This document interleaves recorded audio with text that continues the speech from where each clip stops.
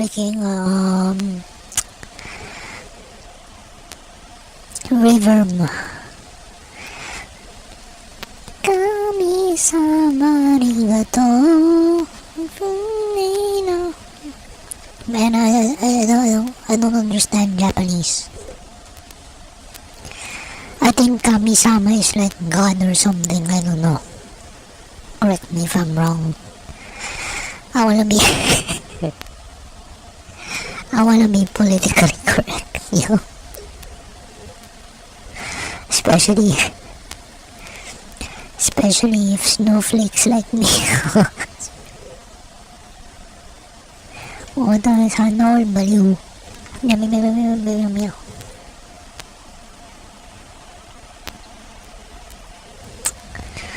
Anyway,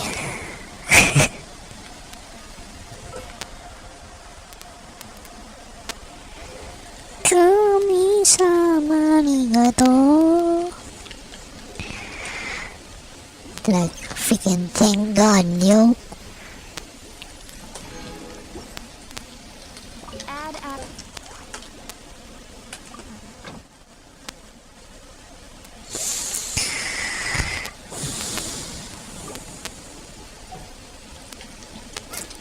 Man, yeah, I've been. Why is the audio so freaking soft on my end? Oh yeah, I lowered it. Perfect. Man, I have really bad memory.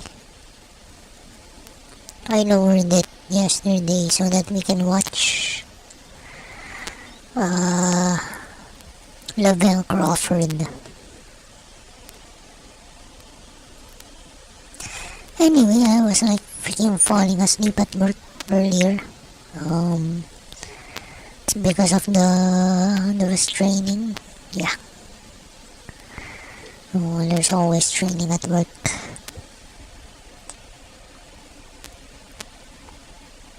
That's no excuse though. That's on me. Bro, I think my phone is like changing which camera it's trying to capture me, and that's why my avatar is like twitching left to right.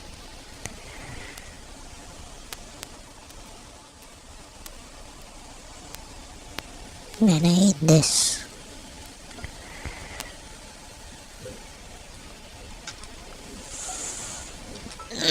Excuse me. Maybe I shouldn't change the cell phone. Get one that only has one camera in front. Excuse me.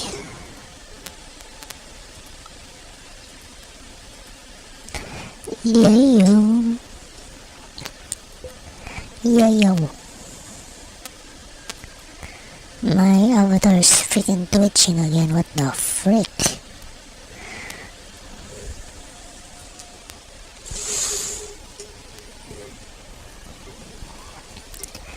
You need to meet me with my head right now.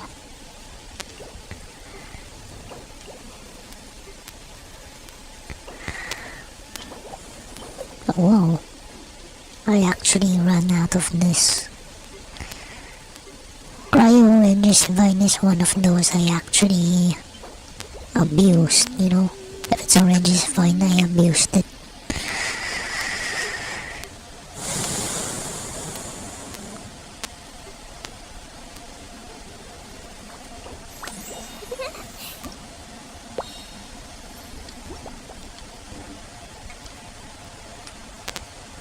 So what can we do?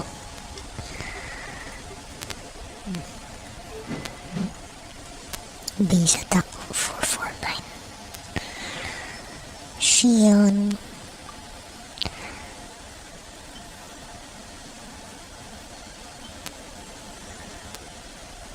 Plus 29%.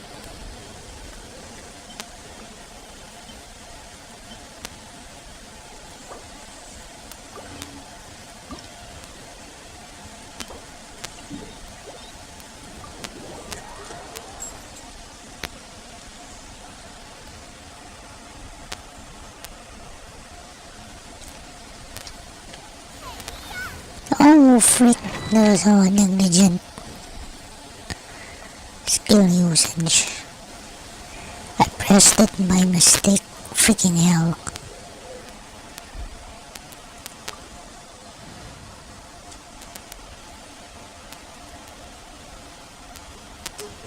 I wonder why they recommend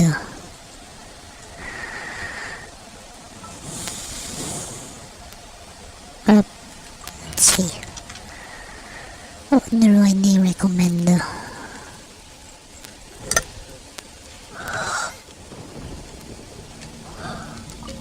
Are you here to play with? Look, over here. Calm down.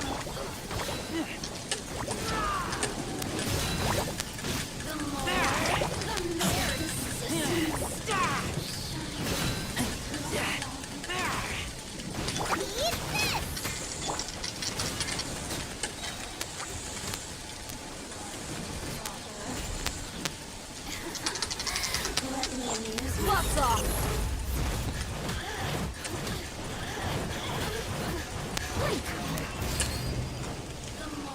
Look alive! At the frying pan!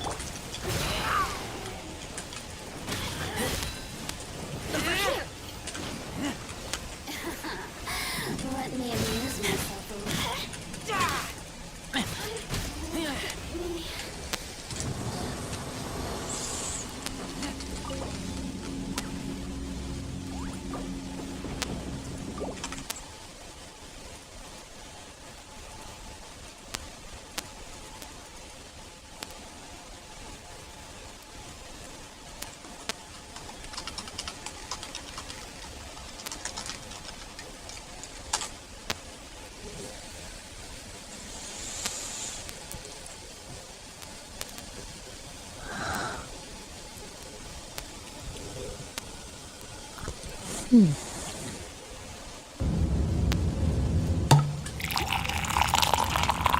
Nasty.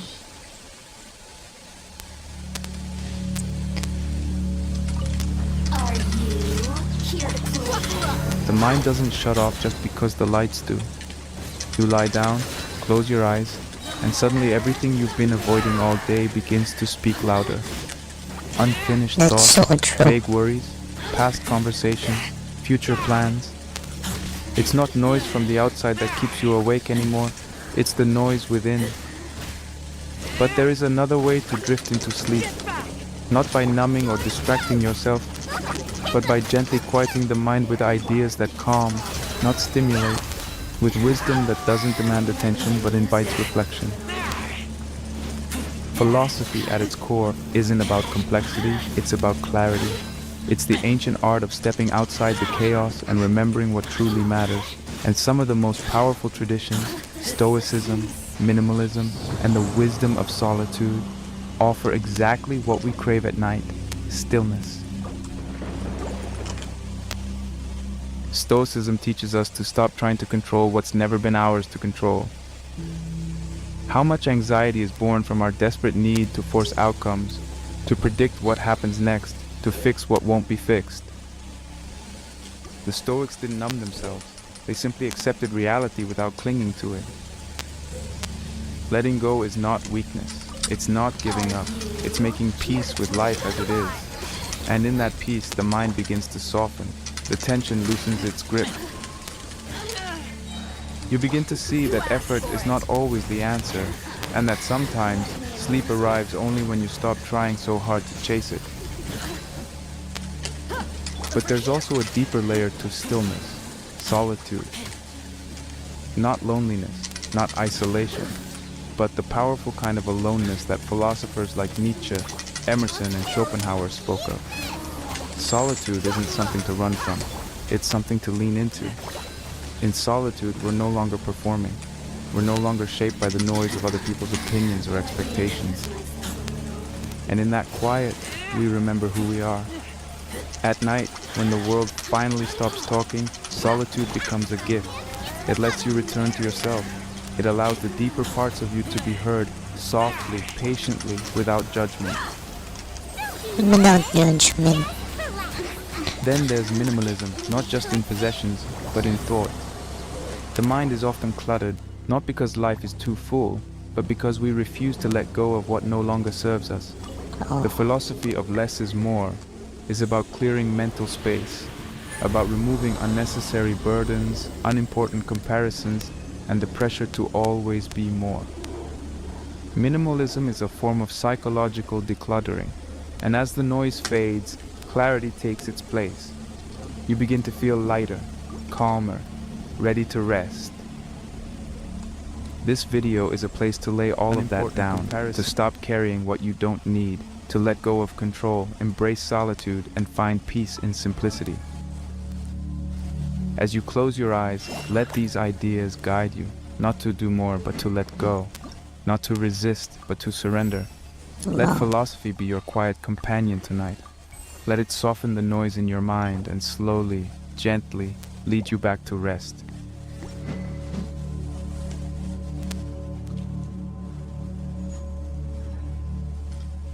Powerful words, bro. I don't think I'm strong enough for that.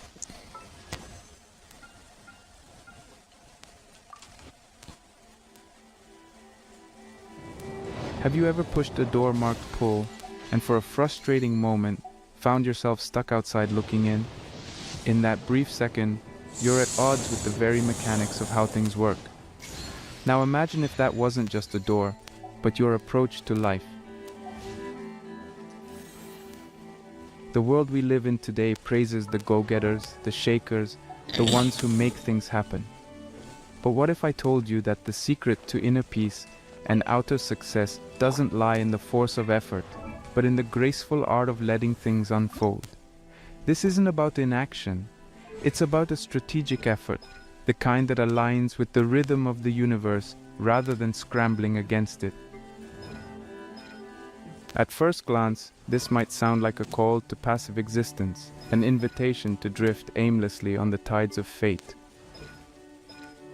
But as we'll see, there is a profound strength in understanding the difference between effort and force, between taking action and trying to control the uncontrollable. This is the Stoic perspective, a philosophy that has stood the test of millennia, still as relevant now as it was in the days of the Roman Empire. But who were these Stoics, and what have they taught us about effort and force? Stoicism is not merely a set of doctrines, but a way of life, a blueprint for living in harmony with nature's laws and our own inner virtues.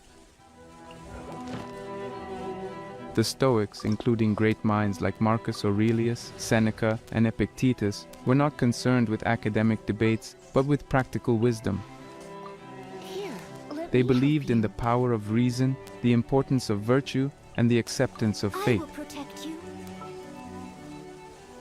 Consider Marcus Aurelius, the Roman emperor, who by day led legions and governed an empire, and by night penned reflections that would become immortalized in his meditations. He writes, Yo, how are ya? Yeah. And yeah, thanks "Do for not dropping waste by. what remains of your life in speculating about your neighbors, unless it is to effect some good for them. No, rather, while there is still time, go within and weigh up your own measure." Here, in the quiet recesses of his thoughts, Marcus Aurelius reminds us of the futility of trying to force our will upon the world. Instead, he invites us to turn inward, to cultivate our character, and to let our efforts flow from a place of inner alignment with nature's course. Or take Seneca, the statesman and philosopher, who observed the ebb and flow of fortune with the keen eye of a scholar and the heart of a poet. He mused, "Fate leads the willing and drags along the reluctant," encapsulating the essence of our topic today. What a striking image, that of life's currents, either gently guiding us or forcefully pulling us along.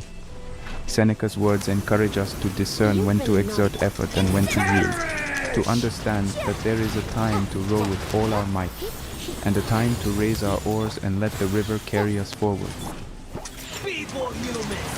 This distinction between effort and force is critical. Effort is aligned with purpose and direction, It's rowing downstream, moving with the current of our own nature and the nature of the world. Force, on the other hand, is rowing against the tide, exhausting ourselves in the vain attempt to bend the river to our will. The former is rooted in wisdom and strength, the latter in a misunderstanding of our place within the grand tapestry of existence. But how does one distinguish between the two? How do we know when to strive and when to surrender? This is the crux of our exploration today. It's about understanding the signs of force, the tension in our bodies, the frustration in our minds, the sense of fighting an uphill battle against the relentless forces of life. It's also about recognizing the signs of true effort, the feeling of being in the zone, the satisfaction of doing our best without attachment to the outcome, the peace that comes with knowing we have acted with virtue, regardless of the results. To truly grasp this concept, we must immerse ourselves in the natural flow of life. We'll examine how the Stoics lived by this flow, how they embraced destiny while also exercising their will, how they took action without becoming ensnared by the fruits of their actions. We'll explore the balance they struck between shaping their lives and accepting life's unfolding narrative. We'll look at modern examples too, because this isn't just an ancient philosophy to be admired from afar. It's a living, breathing guide that can influence how we lead our lives today. How do we set goals in a way that's grounded in the art of allowing? How do we pursue relationships without clinging too tightly to our expectations? How do we advance in our careers without becoming consumed by ambition? Our exploration will take us through these questions and beyond. We'll dig into practical steps to integrate the Stoic art of allowing into our daily lives. We'll talk about recognizing what is and isn't within our control, about the joy that comes from aligning with the natural course of events, and about the liberation in letting go of the compulsion to force life to conform to our will. In the words of Epictetus, no great thing is created suddenly. This wisdom is our compass as we navigate the space between action and inaction, between making things happen and letting them happen. It's a reminder that the most profound changes in our lives and in ourselves often come not from the force of our will, but from the patience of our effort.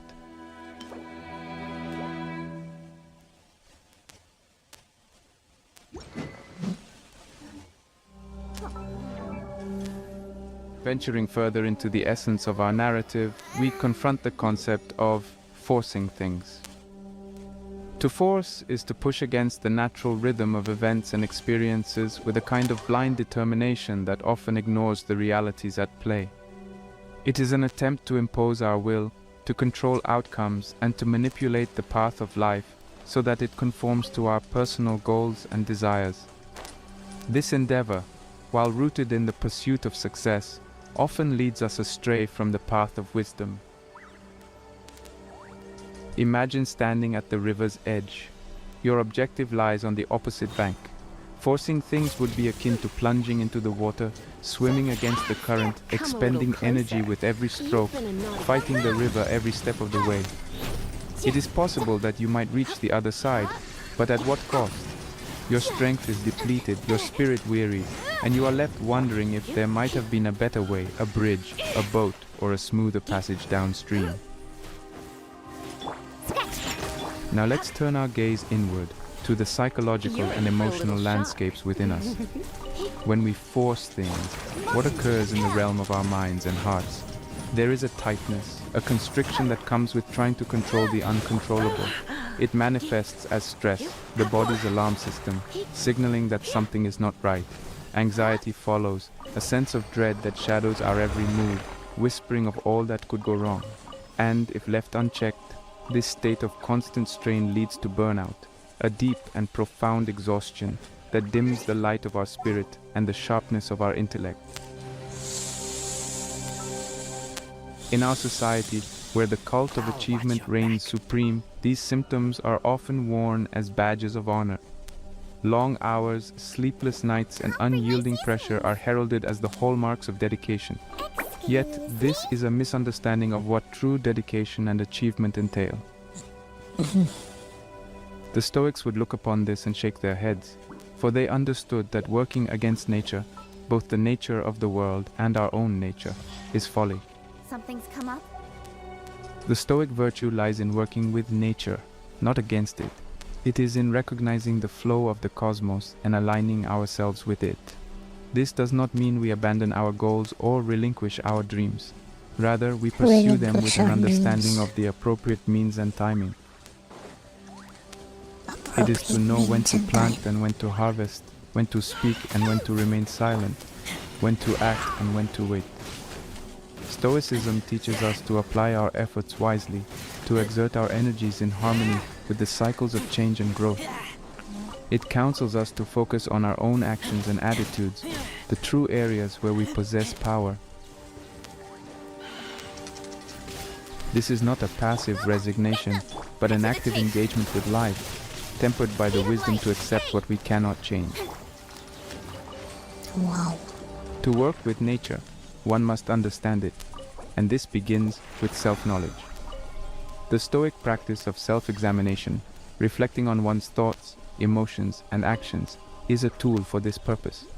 It helps us identify when we are pushing too hard, when we are being driven by fear, pride, or desire rather than reason and virtue. Consider the farmer who understands the seasons. He does not plant in winter, not because he is idle, but because he knows the land must rest and that seeds grow best when sown at the right time. In our lives, just like the farmer, we must discern our seasons, read the signs of our internal and external environments, and act accordingly. There is grace in patience, in allowing things to develop in their own time. The oak tree does not rush to tower above the forest. It grows steadily year by year, in accordance with the inherent pattern embedded within its acorn heart. So too must our ambitions and efforts unfold according to the pattern of who we are and the circumstances we inhabit.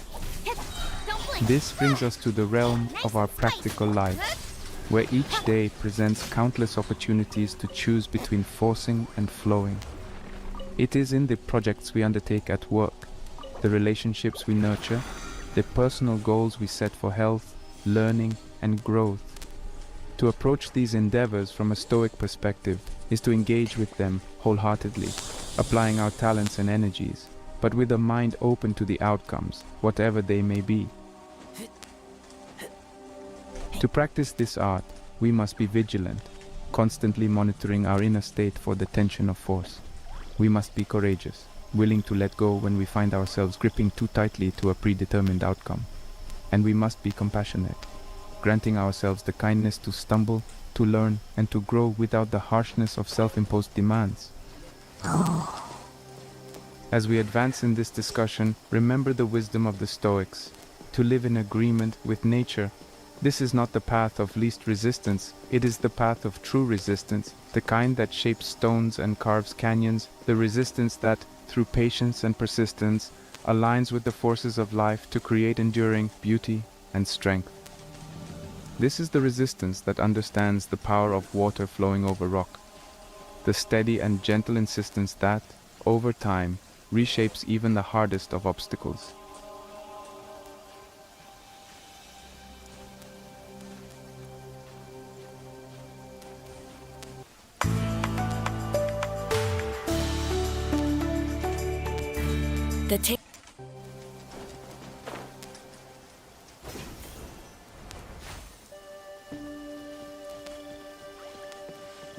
In seeking further comprehension of the Stoic philosophy, one must traverse the realms of history, uncovering the roots that have nourished this enduring wisdom.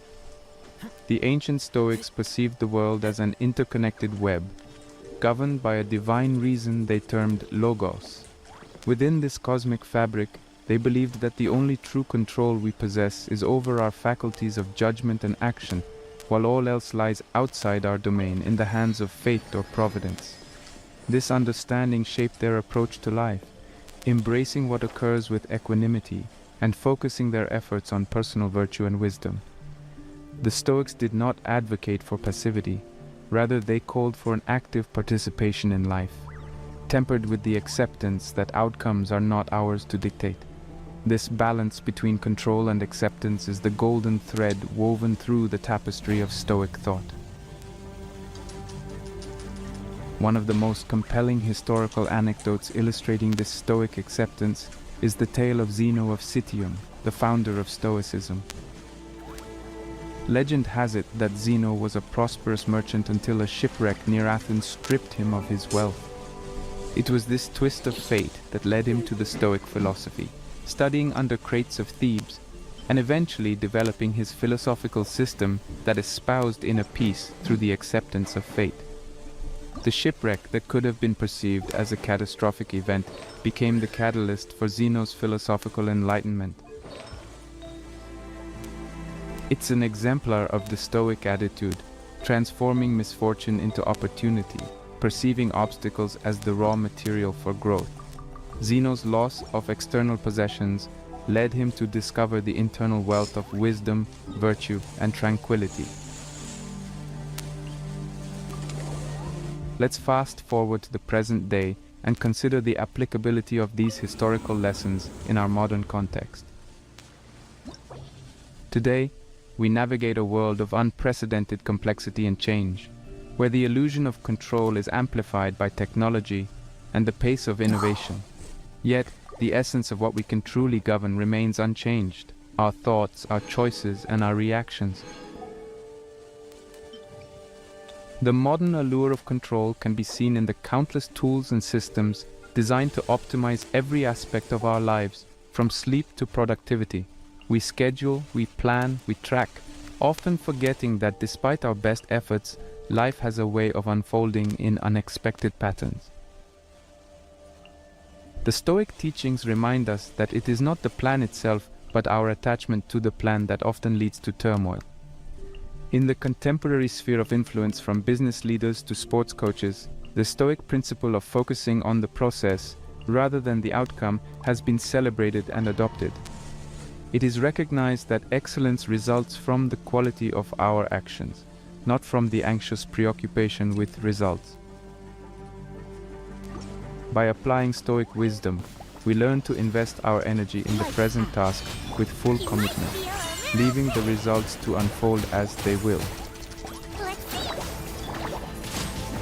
The narrative of the Stoic acceptance of fate is also visible in the stories of many historical figures, who, despite facing adversity, channeled their experiences into positive change. In our own lives, the relevance of Stoicism is equally profound. We encounter daily challenges and obstacles, some minor and some life-altering.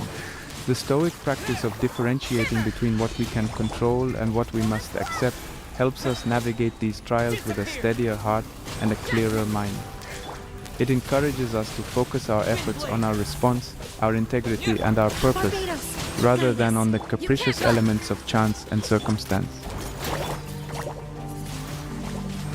Moreover, Stoicism provides a moral compass in an age often characterized by moral relativism. It offers a framework for personal development that emphasizes character over fame, virtue over success, and wisdom over knowledge. By applying these principles, we anchor ourselves in a philosophy that values the content of our character above the contingencies of our lives. In times of crisis, whether personal or collective, the Stoic teachings shine brightly as beacons of resilience. The Stoic virtue of courage is not about the absence of fear, but about the ability to persist despite fear. It is about facing a world in flux with a soul rooted in the bedrock of virtue, ready to adapt, to accept, and to overcome. Thus, the Stoic wisdom of allowing things to happen, of acknowledging the role of fate while committing to virtuous action, is not a relic of the past, but a living, breathing guide for the present. It invites us into a dance with destiny, where we lead with our virtues, follow with our acceptance, and create a harmony that echoes the Stoic sages of old. This harmony, timeless and profound, reminds us that within the chaos of life's currents, we possess the power to cultivate an inner sanctuary of peace and strength. I swear by my sword. As we move through the chronicles of history, from Zeno's shipwreck to the trials and triumphs of our own times, the Stoic philosophy remains a steadfast friend. It does not call us to shrink from life's battles, but to engage with them more wisely, with the steadiness of heart and the serenity of a mind attuned to the wisdom of ages. Through the lens of Stoicism, we learn that the art of letting things happen is not about surrender, but about a deeper conquest, the conquest of self-mastery, of virtue, and of a life lived in harmonious accord with the world's unfolding song. Barbados, guide us. Don't be nervous. Just relax. Judgment. Calm down.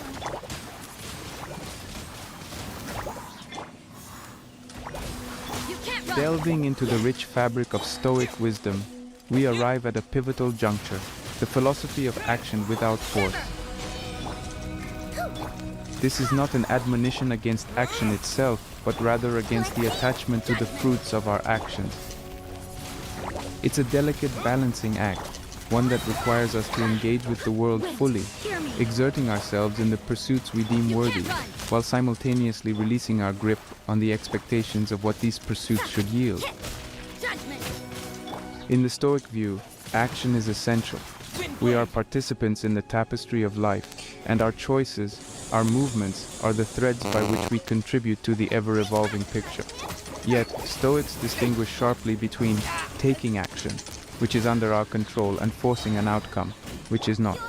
We are encouraged to pour our efforts into the former and to cultivate a graceful detachment from the latter. When we take action, we are active agents, moving with intention and purpose. We are planting seeds, seeds of effort, care, and skill. But once planted, the growth of these seeds, the outcomes, are subject to innumerable factors beyond our ken: the weather, the soil's fertility, the passing of time. To force an outcome is to stand over the seedlings, pulling at them, demanding that they grow faster, taller, stronger. It's not only futile, it's likely to damage the very growth we seek to foster. This concept might be crystallized in the image of an archer from Stoic texts.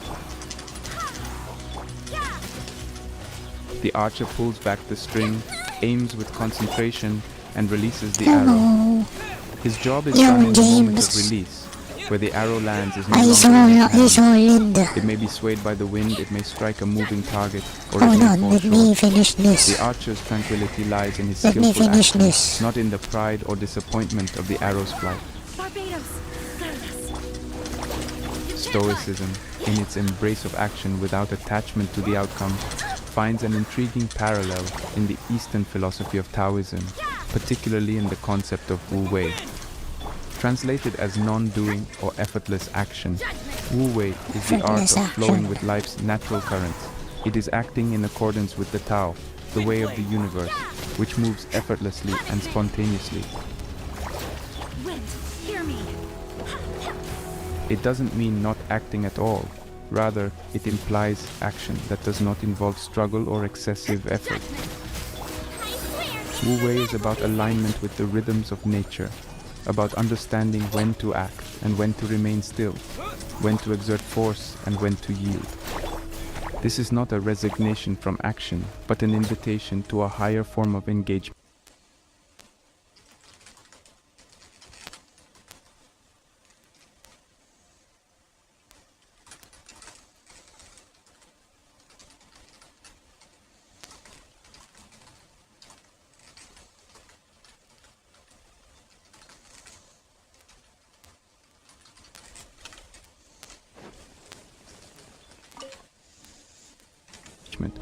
One that is intuitive, harmonious, and in tune with the essence of the world around us.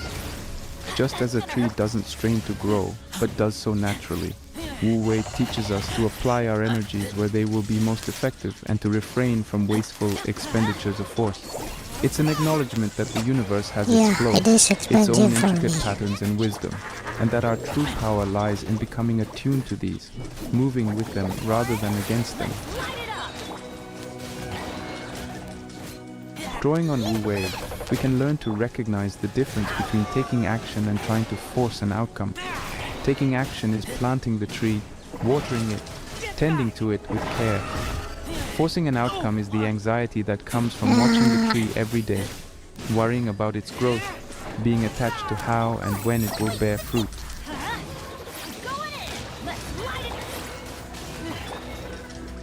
In our personal lives, this might translate to doing our best at our jobs, in our relationships, and in our self-development, without becoming attached to how these efforts will be received or what they will produce. This detachment doesn't diminish the quality of our action. In fact, it might enhance it. When we are not fixated on outcomes, we can be more present, more attentive, and more aligned with the task at hand. The resonance between Stoicism and Taoism in this aspect is profound. Both philosophies counsel us to let go of the need to control and to trust in the process of life. Everybody stand back! They remind us that there is a wisdom to the unfolding of events that we, with our limited perspective, cannot fully comprehend. And so they teach us to act with integrity, do our part, and then step back, allowing the world to do its own. Yo, how are you doing, guys? These philosophical threads converge on a simple yet powerful truth, that peace comes not from controlling the outcomes of our actions, but from knowing that we have acted rightly to the best of our ability and with good intent. This is the heart of action without force, a heart that beats steadily, calmly, resonating with the timeless wisdom that has guided countless souls through the tumults of history. Barbados, guide us. In applying these principles to our contemporary lives, we find a pathway to a more serene and effective existence. We learn to distinguish between the healthy exertion of effort and the unhealthy obsession with control. We learn to set goals, to strive, and to let go. And in this letting go, we find a new kind of strength, the strength of that's great to adaptability, hear. of resilience, and of a deep, abiding harmony with the way things are. It is here, in the union of Stoic resolve and Taoist fluidity, that we discover the art of action without force, a dance with life that is as powerful as it is peaceful, as productive as it is liberating.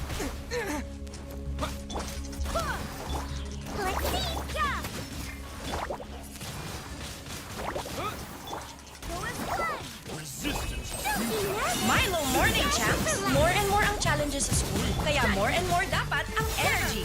But Milo morning! Milo is clinically proven to help sustain energy. More and more wins with Milo morning! You can't run!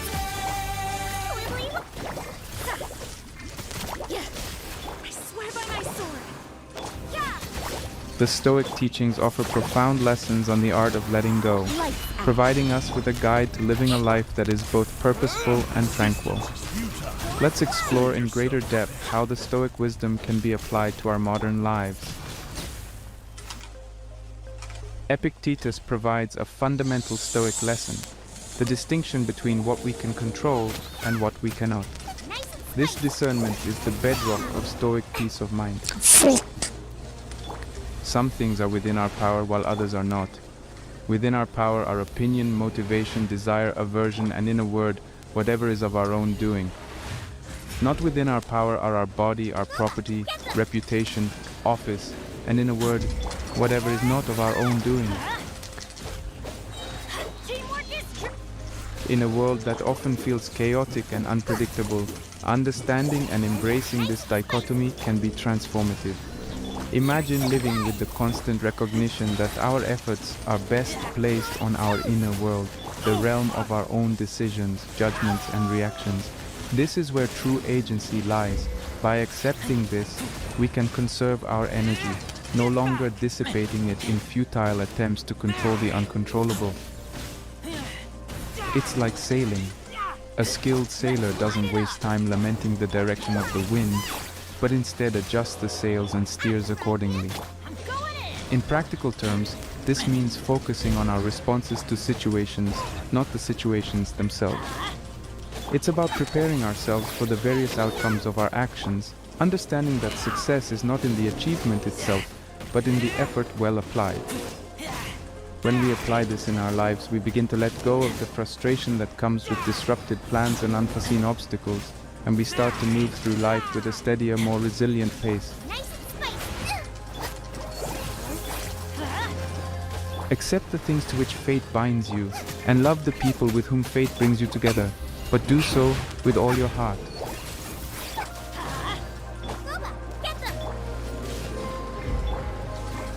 Marcus Aurelius, the philosopher king, takes this concept further with the doctrine of amor fati, love of one's fate. This profound acceptance goes beyond mere endurance.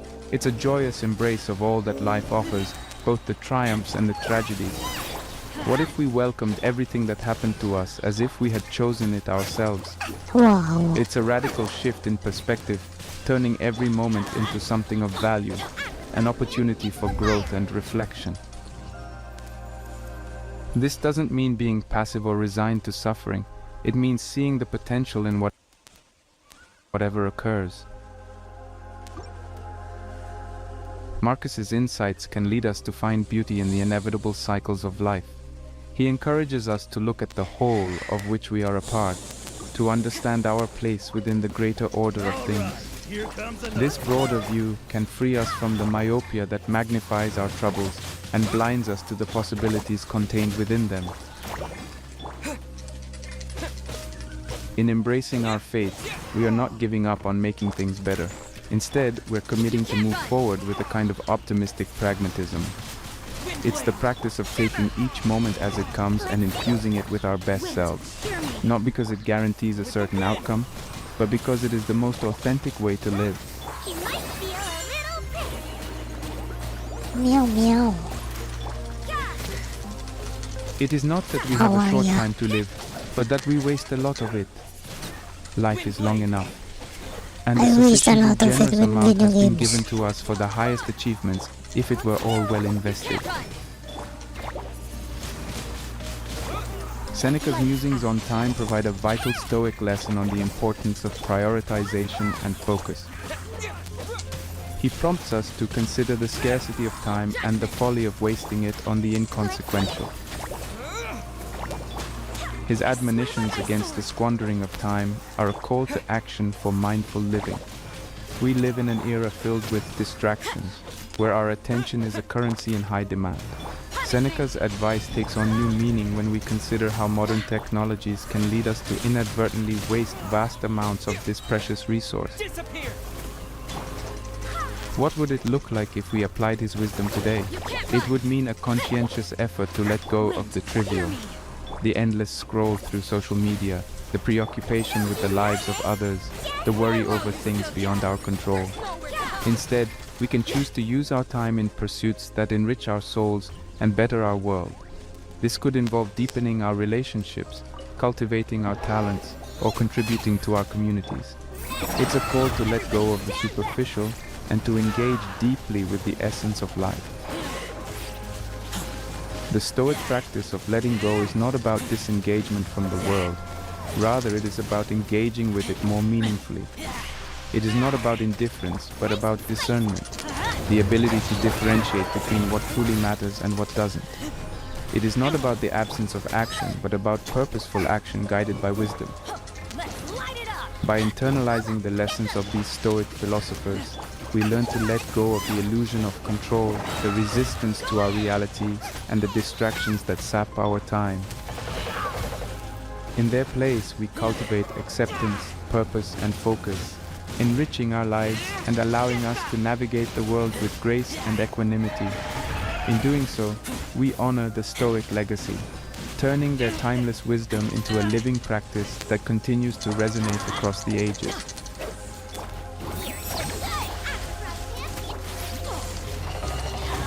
Let's light it up.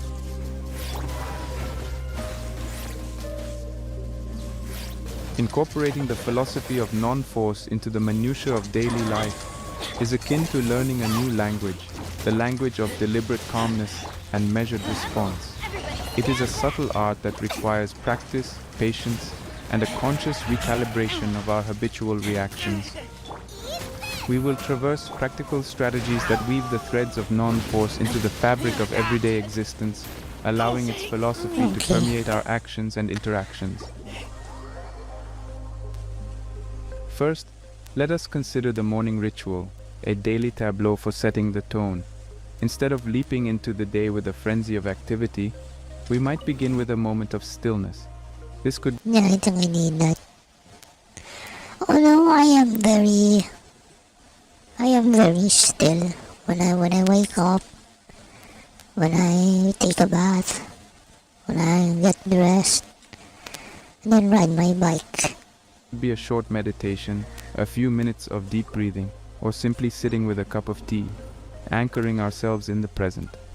The objective is to cultivate a space where we can acknowledge the day's potential without the compulsion to steer it forcibly. Moving into the day, one might adopt the practice of mindful pauses. Before commencing a new task, entering a meeting, or even responding to an email, we take a brief pause to assess our state of being. Are we acting out of compulsion or choice? Are we about to force an outcome, or are we prepared to do our best and let the results unfold?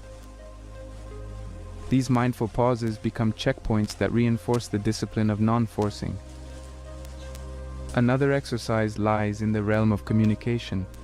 When engaging in conversation, we can practice active listening, giving space to the other person's words and resisting the urge to impose our narrative or desire. Oh, that one is... Yes, I practice that. Even if I don't like the person and I don't like what they're saying, I let them finish before I discern. At conclusion, It's pretty common for people to just, cut people off while they're speaking, no?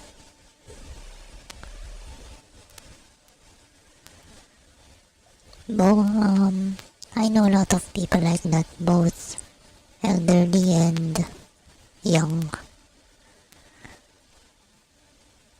And I find it disrespectful and belittling, and you won't get to know what the person really has to say. You just keep on butting in. You never know what they were actually gonna say. And that's pretty sad. Creates a dynamic where dialogue flows naturally, without the coercion of preconceived agendas. Coercion. To build the discipline of non-forcing, we can also engage in reflection at the end of each day. A journal can serve as a powerful tool here, allowing us to revisit our actions and attitudes. That's pretty Did sad. we push too hard in any situation? Could we have approached the problem with a lighter touch? This reflection is not about self-reproach, but about learning and recalibrating for the days ahead. In terms of habits, we might cultivate the art of strategic yielding. This involves recognizing moments when resistance is less effective than flexibility. Like the willow tree that bends in the storm but does not break, strategic yielding is... Hold on, I'm gonna get some of the spaghetti I cooked.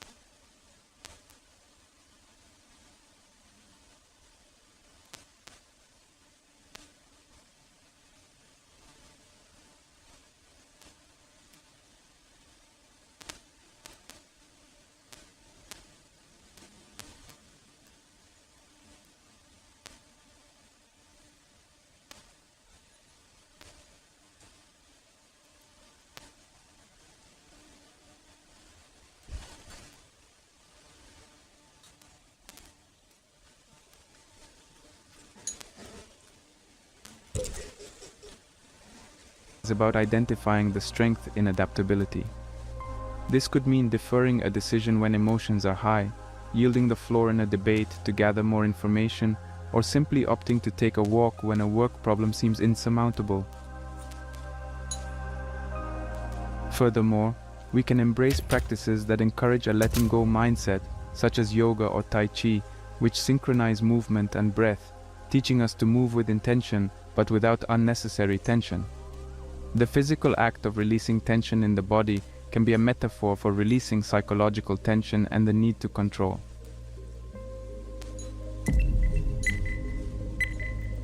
Now, let us turn our attention to the balancing act of effort with surrender.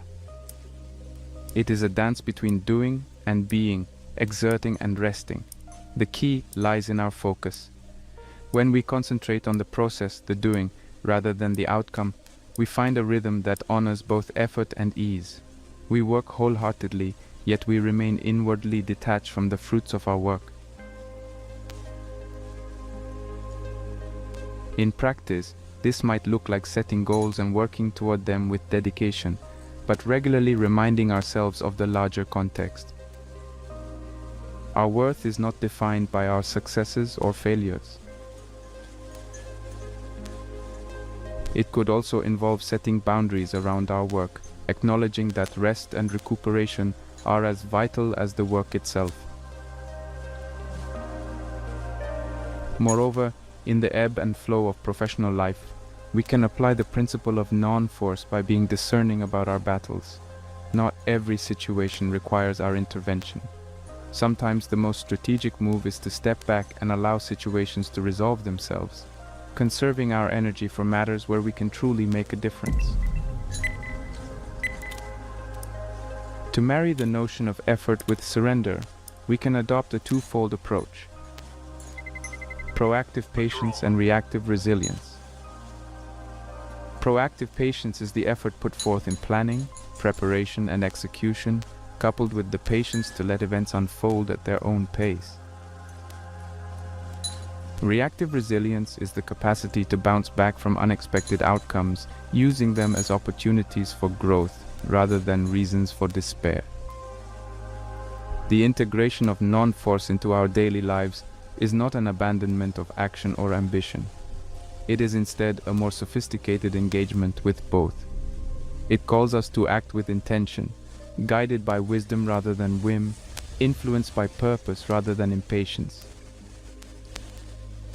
As we embody these practices, the philosophy of non-force transcends concept and becomes lived experience, a serene confluence of effort and surrender that shapes a life of depth, balance, and fulfillment.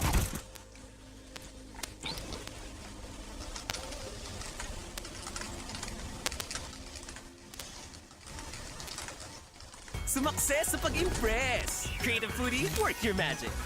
Get Pasko ready with Maggie! Meow meow. As we reach the conclusion of our journey together through the philosophy of non-force and the art of letting things happen, let us take a moment to reflect on the ground we've covered. We embarked on this voyage guided by the wisdom of the Stoics, learning to discern between effort and force, Meow, meow, meow, meow, understanding that while we can plant seeds with intention, the blossoming occurs not at our command, but in its own time and way.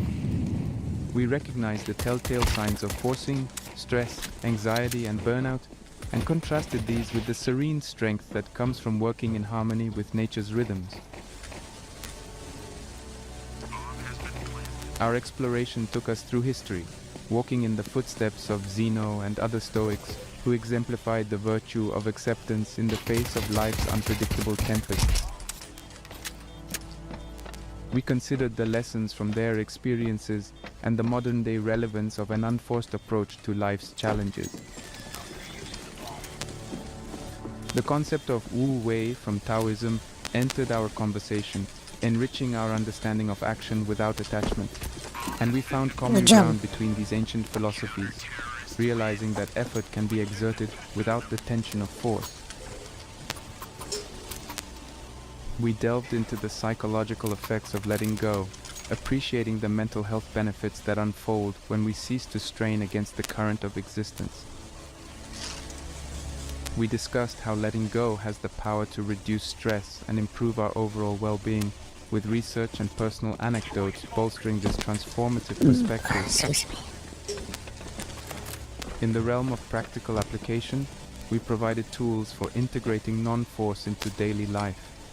We spoke of mindful pauses, reflective journaling, the practice of active listening, and the cultivation of strategic yielding. We examined the intricate dance between effort and surrender, encouraging a focus on the process over the outcome, proactive patience, and reactive resilience. And now, as we wrap up our dialogue, it's my hope that you feel inspired to practice the art of letting things happen.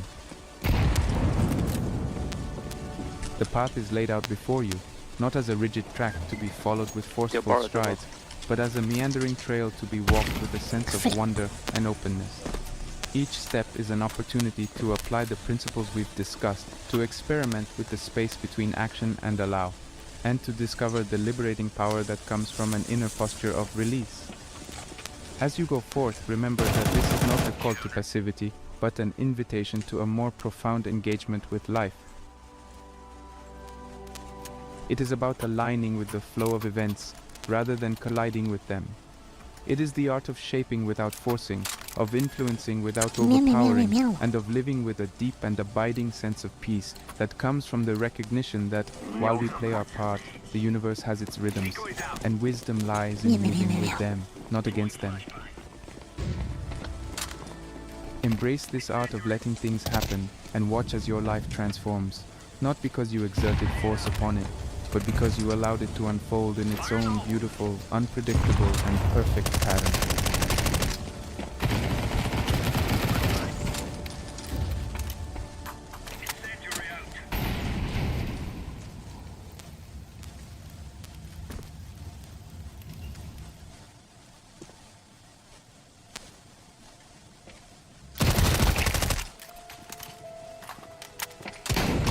Most people fear being alone, yet solitude is not a weakness. It's a hidden superpower. History's greatest minds didn't find greatness in crowds, they found it in silence. When you look closely at the lives of the world's most influential thinkers, creators, and leaders, you'll see a pattern. Periods of deep solitude, of walking alone, of wrestling with their own thoughts. They didn't become exceptional because they followed the crowd. They became exceptional because, at some point, they broke away from it. They understood something that most people miss. That true strength, real creativity, and deep self-mastery are not born in noise, but in silence. In a world where being constantly busy, connected, and validated by others is considered normal, choosing to be alone and embracing that alone time is almost an act of rebellion. But it's a rebellion that can completely transform who you are. Today we're going to explore why solitude is not just important. It's necessary if you want to become unstoppable. We'll dive into the minds of three of history's most brilliant philosophers: Friedrich Nietzsche, Ralph Waldo Emerson, and Arthur Schopenhauer. Each of them, in their own way, argued that solitude isn't something to run from. It's something to run toward. They believe that to truly know yourself, to think deeply, and to create anything of real value, you need to be able to step away from the noise of the world and sit quietly with yourself. Their ideas are not dry theories locked away in old books. They are practical tools, mindsets you can adopt today to change how you live, work, and think. Nietzsche taught us that to rise above the herd, to create your own path, you must be willing to walk alone. Emerson showed us that self-reliance isn't just about doing things yourself. It's about trusting your inner voice even when it goes against everyone else. And Schopenhauer warns that shallow socializing can actually weaken the mind while solitude sharpens it. These are not just interesting ideas for philosophers. They are survival skills for modern life. In a world obsessed with constant connection, endless opinions, and 24/7 distraction, learning how to be content when you're alone is a real superpower.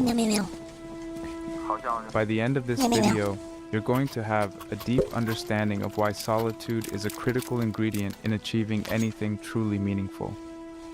You'll see that being alone doesn't mean being lonely.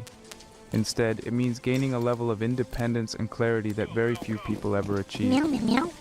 You'll learn why people who can enjoy their own company are often the strongest, the most creative, and the most Yeah, resilient. I'm And even more a pretty importantly, weak you'll person. have practical strategies for how you can start embracing solitude today, not just in theory, but in your daily life. This isn't about abandoning the world, it's about learning to stand strong in it, unshaken, unafraid, and fully alive. So if you've ever felt afraid of being alone, or if you've ever wondered whether your time alone was wasted, stay with me. Because what you'll discover might just flip your whole perspective upside down and open the door to a version of yourself you didn't even know existed.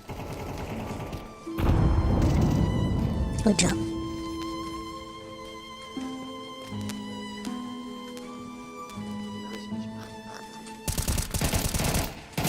He's there. There. Good job.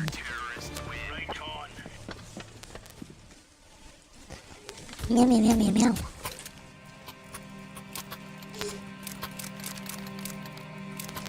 Meow, meow, meow, meow, meow, meow, Today, meow, meow. more than ever before, being alone is seen as something strange, even scary. Modern culture tends to paint solitude as a problem that needs fixing. If you're alone, people assume something must be wrong with you. They assume you must be sad, broken, or What the unwanted. frick? Movies, television, advertisements, they all quietly suggest that a good life is one surrounded by friends, parties, constant interaction, and endless activity. If you're spending Friday night by yourself instead of posting pictures with a group of smiling people, you might feel like you're doing something wrong. Being constantly surrounded by others is often presented as proof that you're happy, successful, and popular. And being alone, it's seen as proof that you're failing somehow. But that idea is a lie, a dangerous lie that keeps millions of people stuck, disconnected not just from others, but from themselves. The truth is, solitude and loneliness are two very different things. Loneliness is a feeling. It's the painful sense that you are disconnected, that you want company but don't have it. Solitude, on the other hand, is a choice. I thought to be. It's the decision to spend time with yourself because you recognize that your own mind, your own soul, Sorry. deserves your attention. But our culture has blurred the line between the two. We've been trained to believe that any time spent alone must automatically be lonely, and that loneliness must automatically be something bad.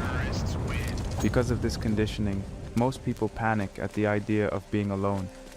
They rush to fill every quiet moment with noise, with distractions, with other people, even if those people don't Yeah. truly understand them. And in doing so, they miss the incredible power that comes You from know, I know that it, not being alone isn't a bad thing. I just prefer it. Because I don't wanna drag people along with my bullshit. You know, I don't want people to be dragged along with my kalokohan. Other people have their own problems. Other people have their own preferences.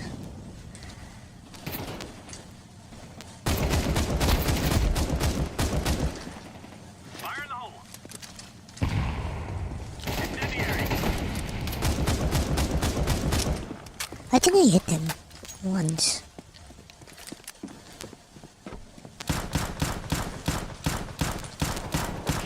Good job. I did hit him once.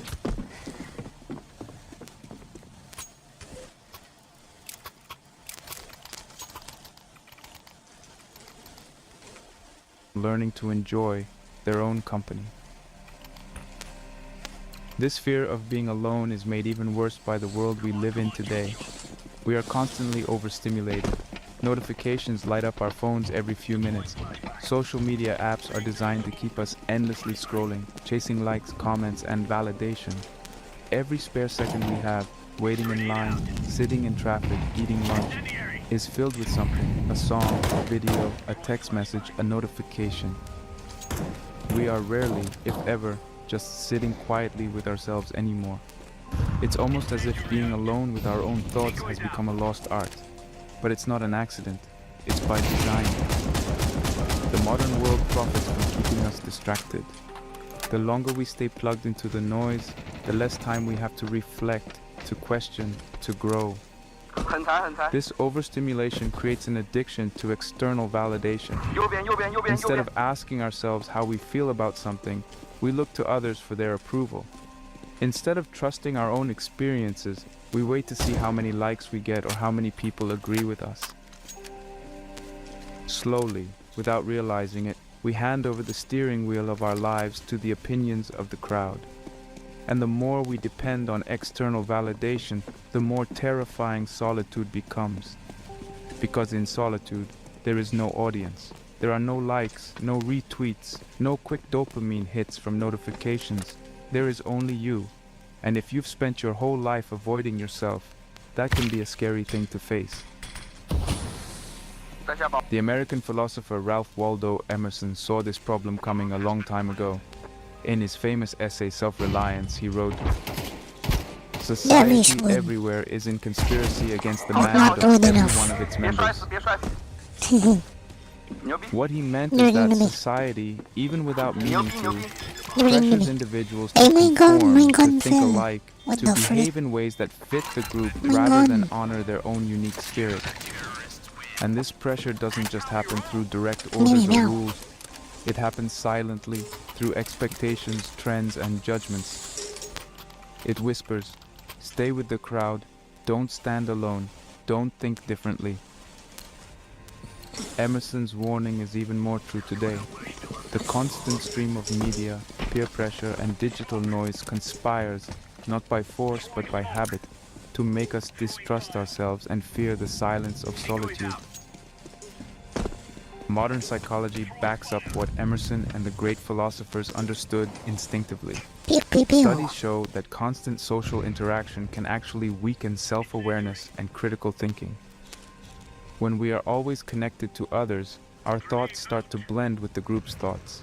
Instead of deeply considering what we believe, we react based on what is popular or acceptable at the moment. Researchers have found that people who spend excessive time on social media report lower levels of authentic self-esteem and higher levels of anxiety and depression. Why? Because they're basing their sense of worth on external feedback rather than internal truth. And without solitude, real intentional solitude, it becomes almost impossible to hear your own inner voice through all the noise. Moreover, another fascinating psychological phenomenon occurs. Groupthink. This happens when people, wanting to maintain harmony or avoid conflict, stop voicing their own opinions and start thinking the way the group thinks. It's easier, it's safer, but it kills originality, it suffocates creativity. When everyone thinks the same way, nobody is truly thinking at all. Solitude protects you from this. Solitude gives you the space to wrestle with ideas, to form your own judgments, to challenge assumptions, not because someone told you to, but because you arrived at those conclusions yourself.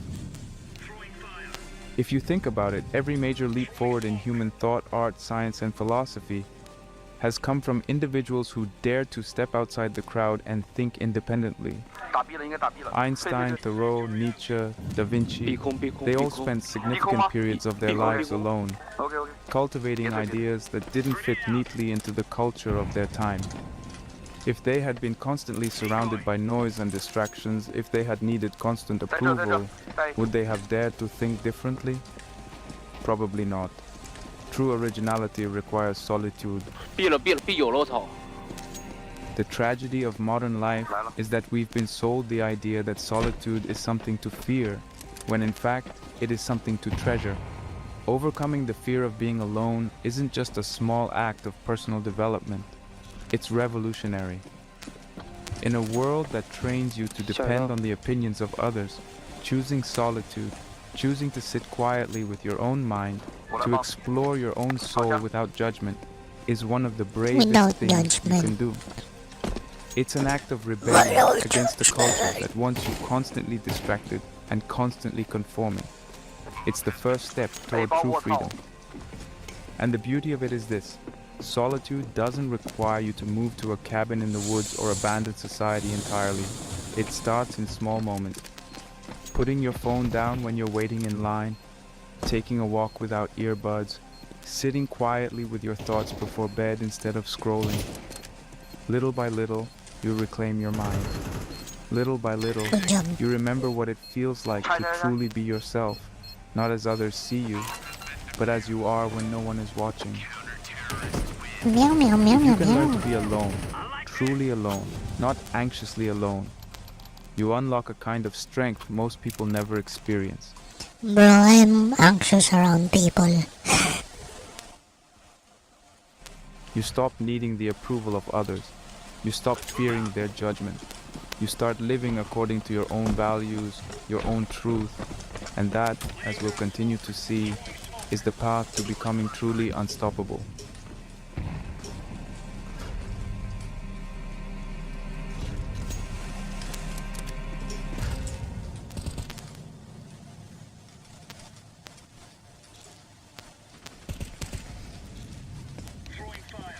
Meow, meow, meow, meow, meow.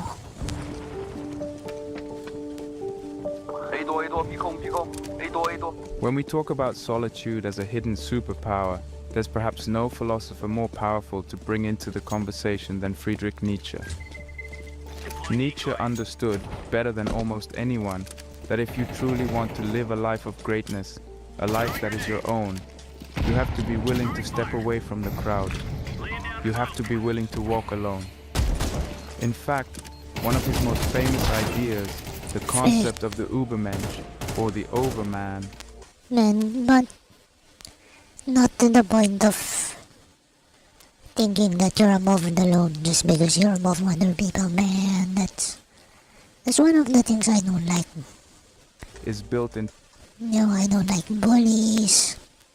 I don't like people who belittle. I don't like people who harm others just because they think it's okay. entirely on this foundation. The Overman is not just someone who is strong or successful. The Overman is a human being who has transcended the shallow values of society. No, Someone- no, that... You stop right there. You're not above society, you're not above the law, man. Who doesn't just accept what is handed to them by culture, tradition, or popular opinion, No but crime. instead carves out their own values, their own path, and their own destiny. And Nietzsche believed that reaching this level of existence was impossible if you remained trapped inside the noise of the crowd. In one of his works, Nietzsche said, "He who cannot obey himself will be commanded." It's a simple sentence, but it cuts deep. If you don't develop the discipline to rule over yourself, your own thoughts, your own desires, your own life, then someone else will happily do it for you. Society, institutions, trends, and even well-meaning friends and family, they will all pull you in directions you didn't consciously choose. Without realizing it, you'll spend your life chasing after goals that were never truly yours, trying to fit into molds that were never designed for you. And the only way to avoid this fate is through solitude. You have to step away from the constant noise long enough to hear your own voice clearly. You have to be willing to disobey the crowd in order to obey yourself. For Nietzsche, solitude is not a luxury, it's a necessity. It's the furnace where true individuality is forged. It's in solitude that you face the real you, stripped of the masks you wear for society, free from the expectations placed on you by others, and it's not always a comfortable experience. When you're truly alone, there's no one to blame for your failures, no one to impress Yes. No, I like that. with your talents, no one to distract you from your own doubts and weaknesses. You are forced to confront yourself honestly, and that confrontation can either break you or make you unbreakable. Nietzsche believed that this honest confrontation was essential. Only by facing yourself without illusions could you ever hope to become something greater.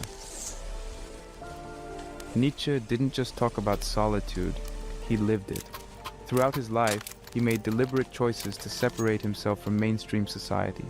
He was not interested in fame, popularity, or approval. In fact, most of his ideas were either ignored or ridiculed during his lifetime. Nietzsche spent long periods living in relative isolation in small towns in Switzerland and Italy. He preferred long, solitary walks through the mountains over dinner parties or lectures. He often wrote that he needed the pure, raw silence of nature to think deeply, to create his works, and to maintain his mental clarity. His books, such as Thus Spoke Zarathustra, were not written in crowded coffee houses or busy lecture halls. They were born in solitude, carved out of the deep, silent conversations he had with himself while walking alone through the Swiss Alps. This self-imposed exile was not easy. Nietzsche struggled with poor health, loneliness, and the mental strain that comes from living outside the comfort of societal approval. But he understood that greatness has a price. If you want to think differently, you have to live differently. If you want to be free, you have to accept the burden of freedom. And that burden often includes being misunderstood, criticized, and even abandoned by others. Nietzsche's life is a testament to this reality. The path to becoming unstoppable is often a lonely one, but it's the only path that leads to real mastery of yourself and your life. One of the most powerful things Nietzsche teaches us is that solitude is not about hating others or rejecting society completely. It's about reaching a point where your sense of self is strong enough that you can engage with society on your own terms. You don't hide from the world. You step into it fully, but without being enslaved by it. You're no longer desperate for approval. You're no longer crushed by criticism. You are anchored in something deeper, your own self-defined values. Meow, meow, And this meow. kind of strength can only be built in solitude, in the hard, quiet moments when you have no one to impress, no one to lean on, no one to tell you what to do. Nietzsche also warned against what he called the herd mentality, the natural human instinct to think, feel, and What the act frick? like the group around you. He believed that most people live and die as part of the herd, never questioning whether the values they live by are truly their own. They simply absorb the beliefs of their culture and follow the crowd because it's easier, it's safer, it's more comfortable. But comfort was never Nietzsche's goal. His goal was transformation, and transformation requires pain, struggle, and solitude. If you want to rise above the herd, if you want to become the creator of your own destiny, you must first be willing to walk away from the herd. You must have the courage to endure the temporary discomfort of isolation in order to achieve the permanent freedom of self-mastery. The beauty of Nietzsche's message is that solitude isn't just for philosophers, writers, or artists. It's for anyone who wants to live a life of real meaning. You don't have to disappear into the mountains for years. You don't have to reject everyone you know. You simply have to create enough space in your life where your own mind, your own soul, gets to speak clearly and powerfully. It could be as simple as an hour each morning spent reading, thinking, journaling, or walking alone without distractions. It could be turning off your phone in the evenings to sit quietly with your own thoughts. It's about learning to be your own companion, not because you hate people, but because you recognize that your growth, your strength, your greatness begins with you. In the end, Nietzsche believed that the path to becoming the overman, the highest version of yourself, is a path that must pass through solitude, not once, not temporarily, but consistently. Greatness isn't built in crowds. It's built in the quiet spaces where you wrestle with yourself, confront Meow, your meow, fears, meow. question your beliefs, and forge your own way forward.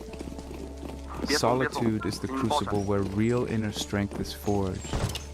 And though it may sometimes feel lonely, it is also where the deepest, most lasting kind of power is born. The power to live life on your own terms, fully awake, fully alive, and completely free.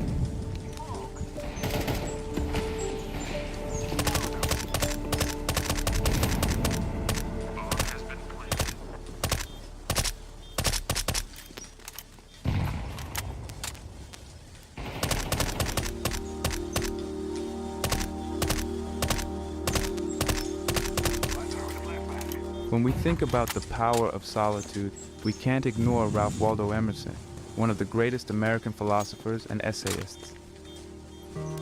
Emerson's philosophy of self-reliance is all about the radical idea that your intuition, your inner voice, is more trustworthy than the opinions of the world around you. At a time when people were already rushing to conform, to fit into neatly defined social boxes, Emerson stood up and said, "No, trust yourself first." He believed that deep inside every individual there's a truth that's purer, wiser, and more powerful than anything society can offer. But the only way to hear it is to create space for it, and that space, once again, is solitude. In his famous essay, Self-Reliance, Emerson wrote, "Nothing can bring you peace but yourself." It's a short sentence, but it carries a massive truth. No amount of social approval, wealth, relationships, or external success can give you real peace if you're disconnected from your true self. You can surround yourself with hundreds of people, be loved by millions, and still feel empty inside if you're living according to someone else's standards. Real peace, the kind that stays with you through every season of life, only comes when you trust your own mind, when you listen to your own intuition, and when you live a life that is true to who you are, not who the world tells you to be. But trusting yourself isn't easy. From a young age, we're trained to seek approval. We learn to shape our behavior based on what gets praised and what gets punished. Over time, if we're not careful, our inner voice, that small, quiet voice that knows what we truly want and believe, gets drowned out by the louder voices of teachers, parents, media, and peers. We lose touch with what we genuinely feel and start living a second-hand life, a life built from borrowed opinions and second-guessed decisions. Emerson understood this deeply, and he knew that to reclaim your life, you had to return to solitude, to silence, where your true voice could finally be heard again. Solitude is not about disconnecting from society forever. Emerson didn't live as a hermit. He spoke to people, he gave lectures, he engaged with the world. But he approached the world from a position of inner clarity. He was rooted in himself first. Being alone, in Emerson's philosophy, wasn't about hating people or rejecting human connection. It was about making sure that when you did connect with others, you weren't just echoing their thoughts or pretending to be something you're not. Solitude wasn't isolation for Emerson. It was preparation. It was about finding your center so that when you stepped into society, you could engage authentically, powerfully, and without fear of losing yourself in the crowd. Emerson believed that every great idea, every true innovation, every genuine movement forward in the world began with an individual who dared to trust their own mind, even when everyone else thought they were wrong. It's easy to go along with the crowd. It's easy to believe what everyone else believes. It's hard to stand up and say, "I see things differently," especially when no one else agrees. But that's exactly what self-reliance demands. It demands that you build a strong enough relationship with your own mind that you can walk through the world without constantly looking over your shoulder, without constantly needing validation from others. And that strength, that deep, unshakable self-trust, is built in solitude. Imagine for a moment if every decision you made came from your own deep understanding, not from fear of judgment, not from pressure to conform. Imagine if you trusted yourself enough to choose your path, even when everyone else was walking a different road. That kind of inner freedom is rare, but it's possible. Emerson believed it was the highest kind of freedom a human being could achieve. But like anything valuable, it doesn't come easily. It requires practice.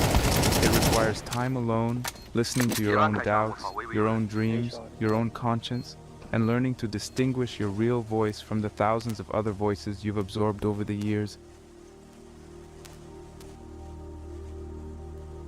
In today's world, trusting yourself is harder than ever. We are bombarded with opinions, advice, and noise from the moment we wake up to the moment we fall asleep. Algorithms tell us what to think. Trending topics tell us what to care about. Likes and shares tell us what's worthy of attention. In this environment, finding your own authentic vision isn't just challenging, it's revolutionary. Taking time to be alone, to be silent, to reflect is an act of self-preservation. It's a way of protecting the most valuable thing you have, your mind. But solitude Mind. isn't just about protection, it's about creation. In solitude, your imagination wakes up. New ideas start to form. Questions that you've been avoiding begin to surface. You start to realize what truly matters to you. Not what you've been told should matter, but what actually stirs your heart. You reconnect with passions you might have forgotten. You start seeing paths you didn't notice before because you were too busy trying to keep up with everyone else. Solitude is the soil where your true vision can grow. And when you do step back into society, because eventually you will, you bring something precious with you. Authenticity. You're not just reacting to the world anymore. You're contributing something original, something real, something deeply yours. Emerson's dream was not a world where everyone lived separately in cabins. His dream was a world where individuals, strong in themselves, came together not as mindless followers, but as true individuals. Sharing, building, creating from a place of genuine strength. A society of self-reliant individuals, each bringing their own light rather than reflecting someone else's. The beautiful thing about self-reliance is that it doesn't require you to be perfect. Emerson wasn't talking about arrogance or stubbornness. He was talking about honest self-trust, the willingness to listen deeply to yourself, to make mistakes, to learn, and to keep moving forward without being crushed by the fear of disapproval. He was talking about living a life that is alive, vibrant, and real, not one that is second-hand or borrowed. In the end, self-reliance is about freedom, the freedom to be who you are, not who the world demands you to be. And that freedom begins in solitude. It begins when you have the courage to sit quietly with yourself, to listen without judgment, and to trust what you hear. It begins when you realize that the peace you've been chasing out in the world has been within you all along, waiting patiently for you to return to it. So as we move forward in this journey, remember Emerson's challenge. Dare to trust yourself. Dare to spend time alone. Dare to listen to the voice inside you that already knows the way, even if no one else around you sees it yet. Because in that voice lies your greatest strength, your clearest vision, and your truest peace.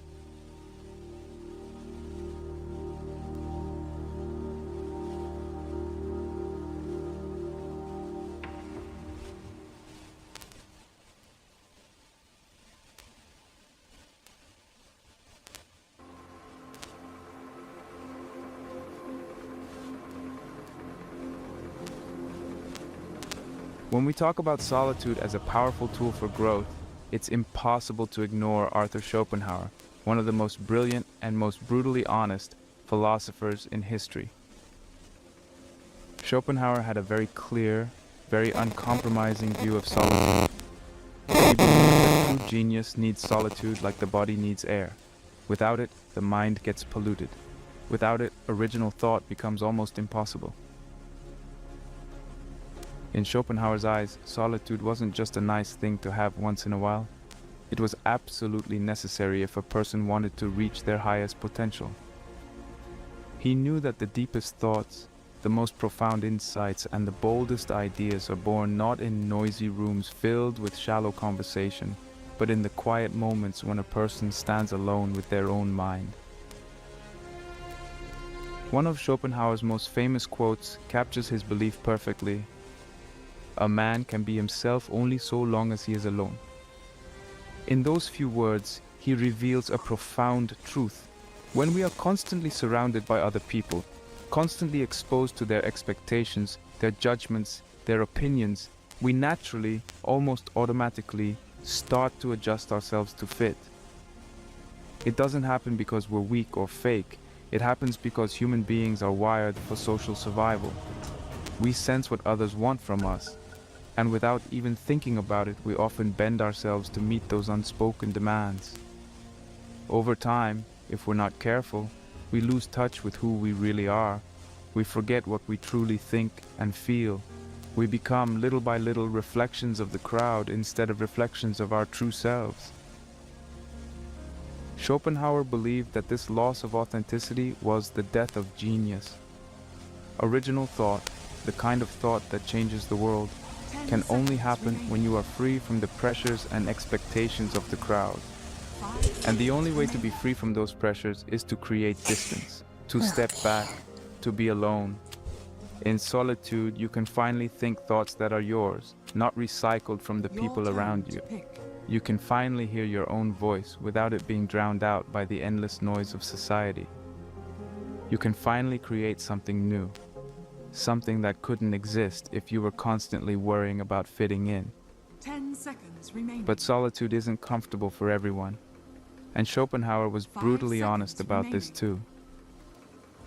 He believed that mediocre minds fear solitude while great minds crave it. Mediocre minds, he said, are dependent on the crowd. They rely on constant conversation, constant entertainment, constant validation to keep themselves distracted from the uncomfortable task of facing their own thoughts.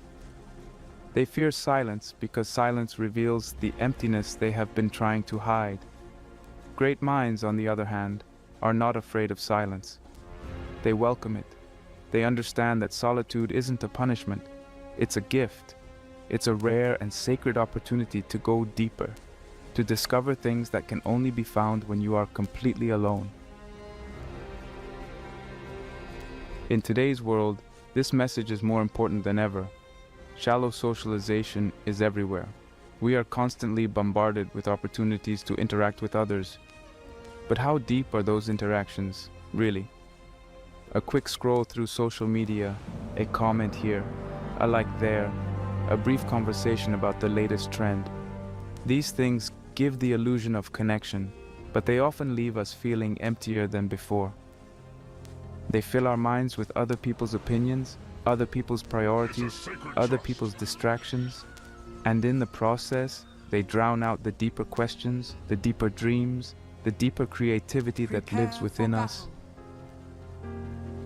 Schopenhauer warned against this kind of shallow existence. He believed that constantly seeking the company of others, constantly filling your mind with surface-level chatter, was dangerous.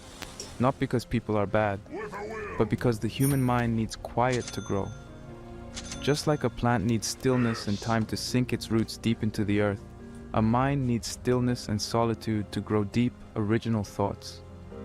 Without solitude, our thoughts remain shallow, reactive, and borrowed.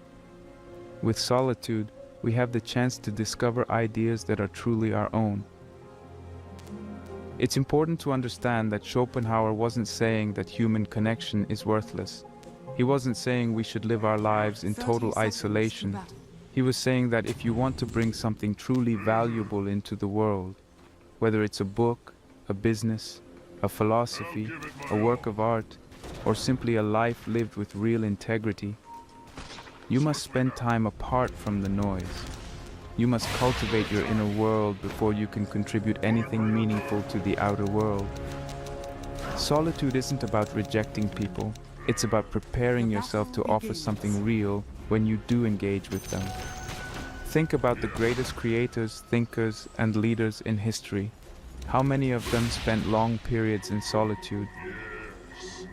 Leonardo da Vinci spent countless hours alone sketching and thinking. Beethoven often wandered into the forest alone, letting the rhythms of nature inspire his music. Nikola Tesla, one of the most brilliant inventors in history, emphasized that being alone was critical for his creativity. These individuals didn't fear solitude. They embraced it because they understood that their best ideas needed room to breathe, room to unfold without interruption.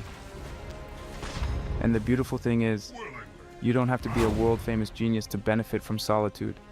Anyone can tap into the creative, clarifying power of being alone. You don't need to run away from the world completely. You just need to create spaces in your life where you can hear your own thoughts clearly, where you can think without interruption, where you can explore ideas without worrying about how they'll be judged.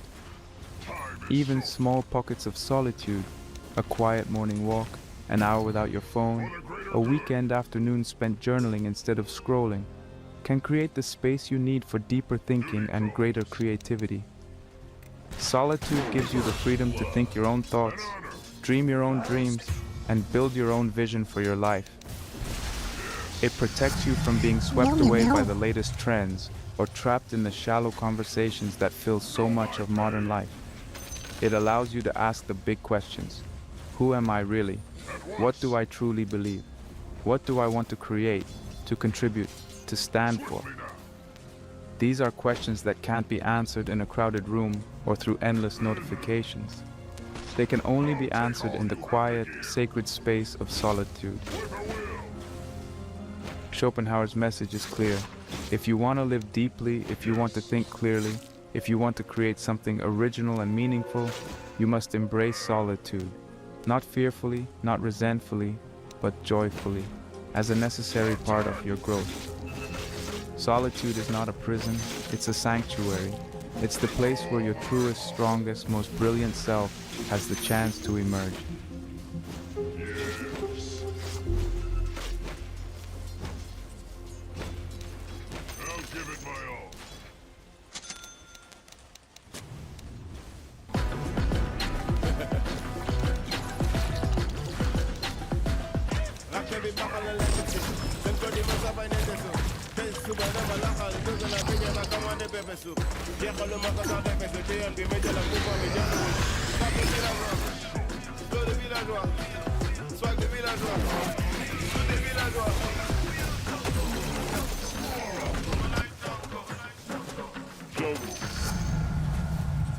My work is easy because I use ClickUp. Here's how I keep track of all my tasks. I start by brain dumping everything I need to get done in a list view. Next, I set a priority and a due date to keep things on track. I create custom statuses to organize my progress exactly how I want it. I like to add the action items field so AI can show me the next steps. I have my teammates as watchers so they're in the loop. ClickUp makes work easy, from personal projects to running a multi-billion-dollar company. Click the link below to create your workspace for free.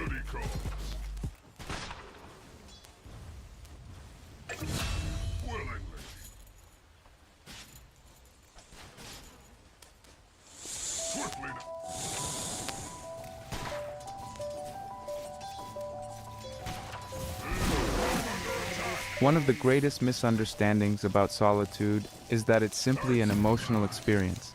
That being alone is just about whether you feel good or bad, happy or sad. But if you look deeper, you realize that solitude is not just emotional. It's a psychological training ground. It's a place where real resilience is built, where mental toughness is forged.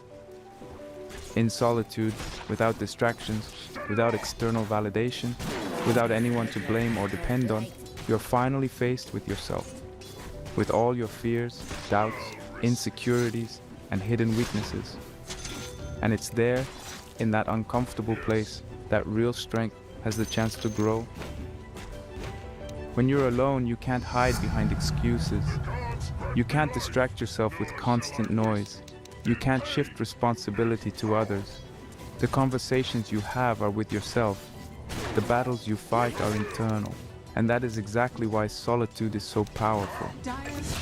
It forces you to develop the muscles of courage, patience, endurance, and self-trust. Not by accident, but by deliberate practice. Mental toughness isn't something you're born with, it's something you build. And like building physical strength, it requires resistance, struggle, and effort. Solitude provides the perfect environment for this kind of training because it strips away all the soft comforts and easy distractions we usually use to escape discomfort. One of the most powerful examples of finding strength in solitude comes from Viktor Frankl, the Austrian psychiatrist and Holocaust survivor. Frankl endured years in Nazi concentration camps, separated from his family, stripped of his dignity, and reduced to the barest existence. Yet even in those horrific conditions, perhaps the ultimate form of forced isolation and suffering, Frankl discovered a deep, unbreakable truth. Even when everything else is taken from you, you still have the power to choose your response.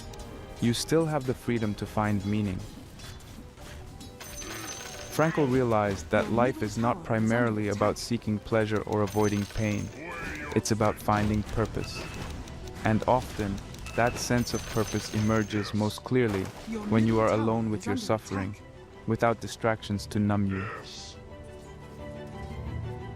In his book Man's Search for Meaning, Frankl wrote, "When we are no longer able to change a situation, we are challenged to change ourselves."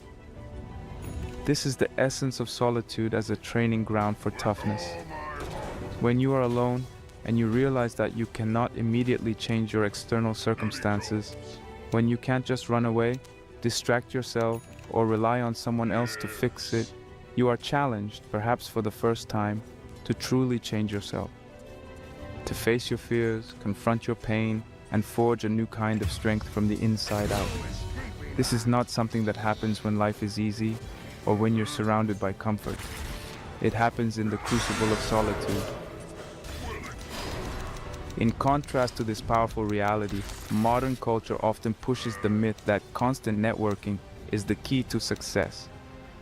We are told that the more people you know, the more social events you attend, the more constantly connected you are, the better your life will be. And of course, building relationships is important. Human beings are social creatures. But when networking becomes a way to escape self-development, when it becomes an endless chase for validation, status, and distraction, it becomes dangerous. Knowing thousands of people won't help you if you don't know yourself. Being surrounded by crowds won't save you if you are hollow inside. True success, the kind that actually fulfills you rather than just impressing others, is built first in solitude, not in the crowd. Deep personal development doesn't happen at networking events. It happens in the quiet spaces when you're alone, wrestling with yourself. It happens when you sit down and ask yourself hard questions. Who am I really? What do I believe? What do I want my life to stand for? It happens when you face your fears without numbing them, when you endure boredom without desperately seeking entertainment, when you experience failure and instead of covering it up, you sit with it, learn from it, and become stronger. These moments don't make for flashy Instagram posts. They don't always come with quick rewards, but they are the foundation of lasting strength, confidence, and resilience. Learning to be your own company and actually enjoying it is like training a muscle. At first, it might feel uncomfortable, awkward, even painful.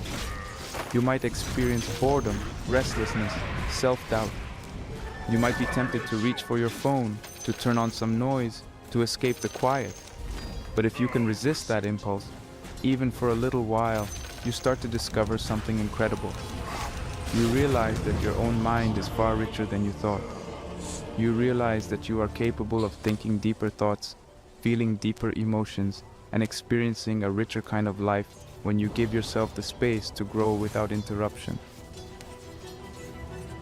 At first, solitude might reveal your weaknesses, your impatience, your fear, your insecurity, but over time, it strengthens you.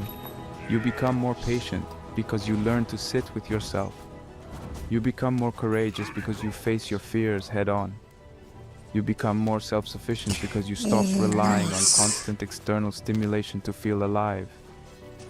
Just like lifting weights makes your muscles sore before it makes them strong, being alone might make you uncomfortable before it makes you powerful. But if you keep training, if you keep showing up, the transformation is inevitable. And here's the beautiful part. Once you've developed real inner toughness through solitude, life gets easier in ways you might not expect. Criticism hurts less because you no longer need everyone's approval. Failure scares you less because you trust your ability to recover.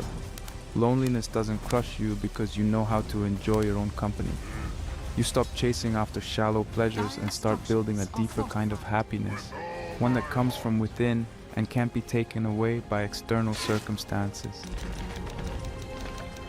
Ultimately, solitude trains you not just to survive hardship, but to thrive in it. It prepares you to handle the ups and downs of life with grace, courage, and resilience.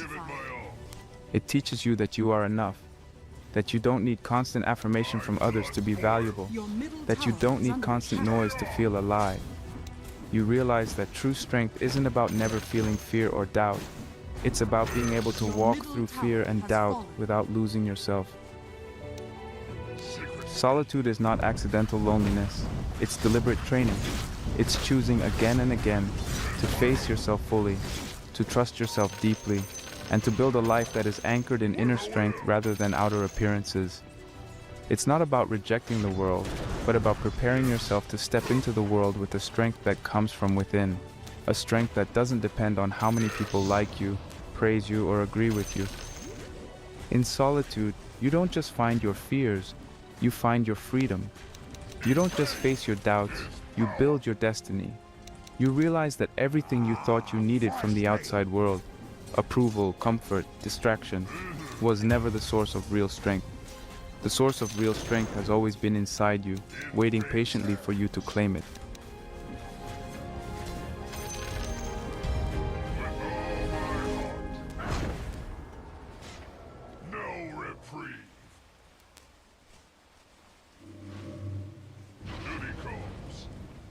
Bakit siya manginasal? Matik! Uy! Di ng pagkain ang napapasarap. Dito, anli ang bigayan. Kaya napapasarap ang labanan! Sama-sama sa saya. Kaya napapasarap ang Freak. Almost. walang husgahan. Pagiging totoo lang. Ganyan talaga dito. Kaya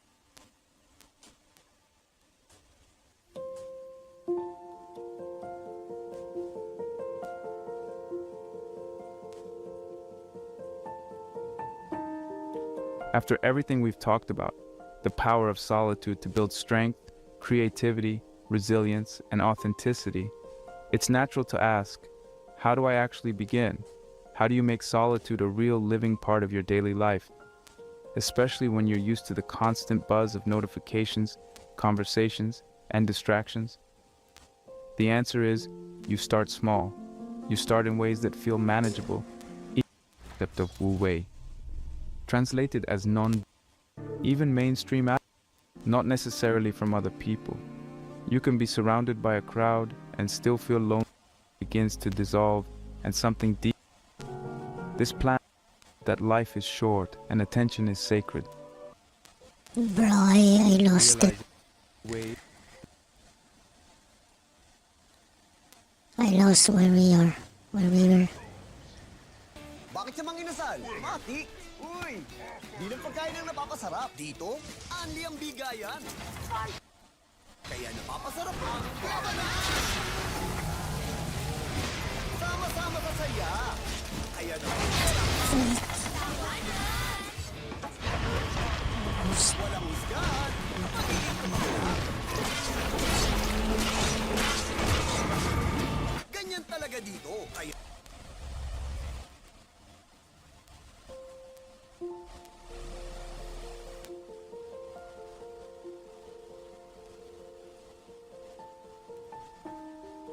After everything we've talked about, the power of solitude to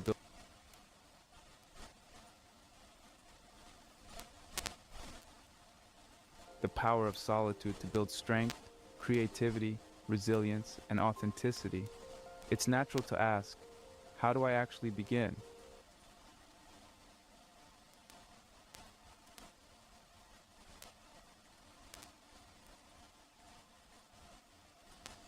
Freak. It's about then shows how do we begin isn't fit these emptiness that life the non private writing judgments them, but the self have to Come on, man. That's a freaking bummer. belong, it just has to be real. Because the more you practice standing alone, the more you'll discover that you were never truly alone. You were simply waiting to meet your strongest, truest self. Your bottom tower is under attack.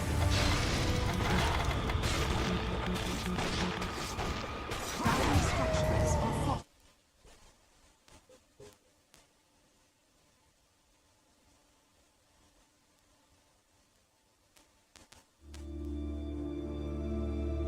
What if everything you thought you needed for happiness was actually holding you back? Think about that for a moment. The house, the gadgets, the clothes, Solitude is the soil where you're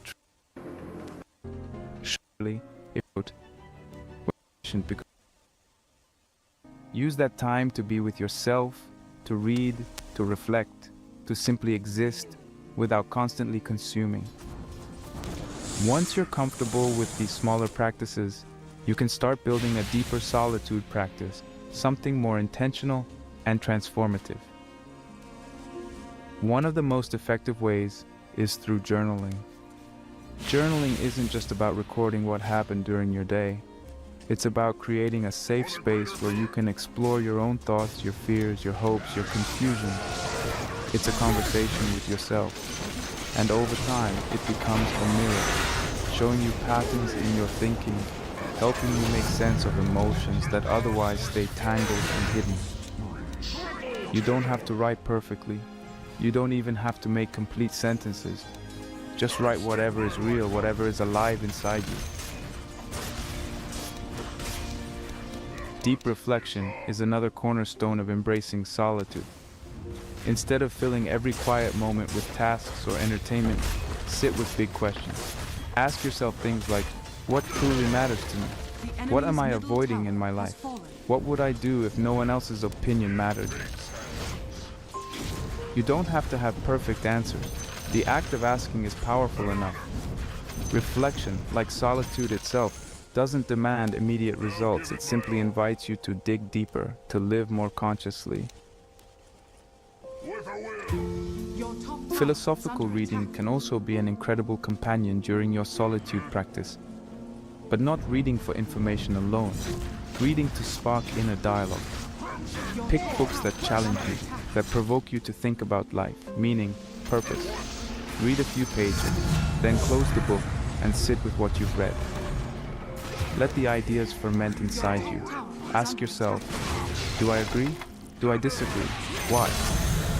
Great philosophical works aren't just meant to be understood, they're meant to be wrestled with. They are springboards into your own mind. Another practical and deeply transformative habit is developing a practice of self-dialogue. This means literally talking to yourself like you would to a close friend, not in a judgmental or critical way, but with curiosity and compassion. When you're faced with a difficult decision, ask yourself, what do I really want? What am I afraid of? What's holding me back? Speak out loud if you want, or write it down. What matters is that you're engaging directly with yourself, treating your own mind and emotions with respect instead of brushing them aside or drowning them out with noise.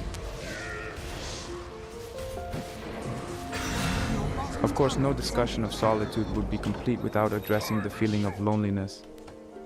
Sometimes, when we start spending more time alone, loneliness surfaces, and that can be scary. It's important to understand that feeling lonely and being alone are not the same thing. Feeling lonely usually means you are disconnected from meaning, from purpose, from your own sense of belonging, not necessarily from other people. You can be surrounded by a crowd and still feel lonelier than ever. True solitude, when practiced intentionally, actually reduces loneliness because it reconnects you to yourself. It fills the gap that no amount of external connection can ever fully fill. One way to think about this is to practice emotional alchemy, turning the raw material of loneliness into gold. Instead of running from lonely feelings, It was great. sit with them. It was really Ask, great. what is this feeling trying to teach me? Maybe it's pointing out areas where you've been neglecting your own inner life. Maybe it's inviting you to create deeper connections, not just with others, but with yourself. Over time, the loneliness transforms. It becomes solitude.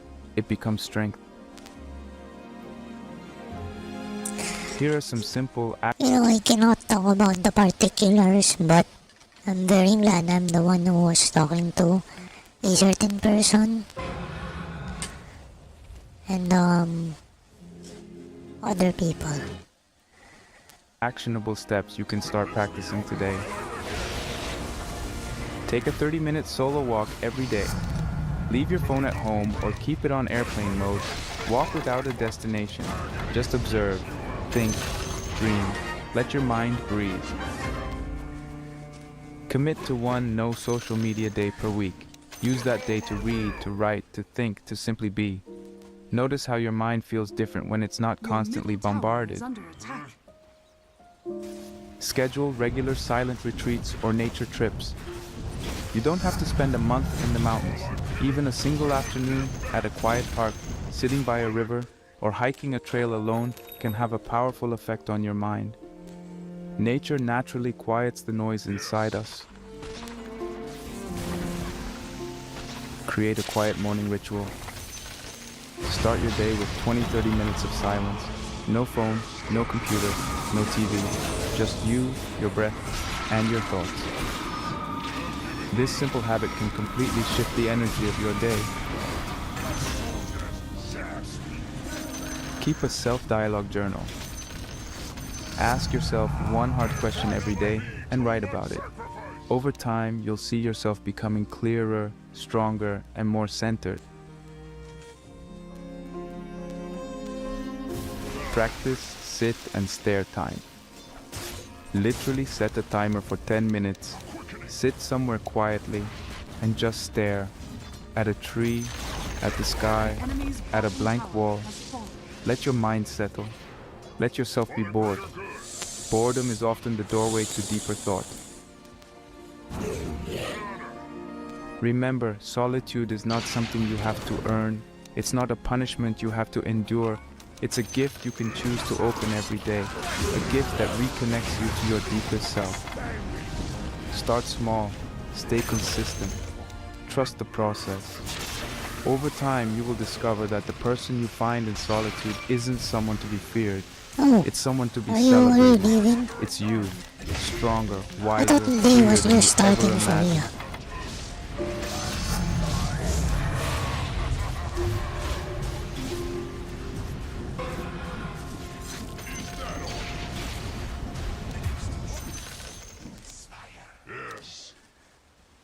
I thought your day was just starting in Switzerland.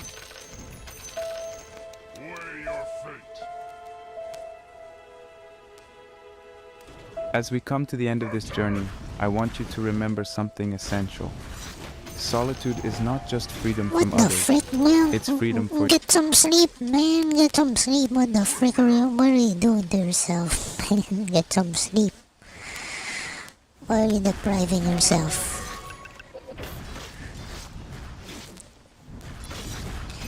You know, I'm at the age where I cannot do freaking all-nighters anymore. I'm too old for that. for yourself. It's not about cutting yourself off from the world or rejecting connection. It's about creating a space where your soul can breathe without limits. It's about learning to stand fully in your own presence without needing the constant approval, distraction, or company of others to feel whole. In a world that constantly demands your attention, that constantly pulls at you to conform, perform, and belong, solitude is a revolutionary act. It's a return to your own mind, your own heart, your own sense of being. It's reclaiming the parts of yourself that get buried under noise and pressure. And in that quiet space, you rediscover a kind of freedom that nothing and no one can take away. The freedom to think your own thoughts, to create your own meaning, to live your own truth. I want to leave you with a final challenge, a real one, something you can act on today. Can you spend a full day without your phone? Without social media, without texting, without seeking any external validation, and simply be at peace with yourself? No scrolling, no distractions, just you and your mind, just you and your life. It might sound easy, it might sound terrifying, but if you try it, really try it, you'll discover just how powerful you truly are when you stop looking outward for strength and start finding it within. Every great individual in history, every thinker, every artist, every leader was willing to stand alone when necessary. They didn't wait for the crowd to approve before they dared to think differently, to create boldly, to live authentically. They understood that true greatness is not found in the noise of popularity. It's forged in the silence of solitude. As Ralph Waldo Emerson once said, "The great man is he who in the midst of the crowd keeps with perfect sweetness the independence of solitude." This is the ultimate test. Not to run away from the world, but to remain centered, true and free within it. To move through life not desperately needing the crowd, but offering your strength to it, because you are already whole. So today I invite you, even if it's just for 10 minutes, to start practicing solitude. Take a quiet walk, sit silently by yourself, journal your thoughts. Watch the sunset without trying to capture it for social media. Create a small island of peace inside your busy day. It doesn't have to be perfect, it doesn't have to be long, it just has to be real. Because the more you practice standing alone, the more you'll discover that you were never truly alone. You were simply waiting to meet your strongest, truest self.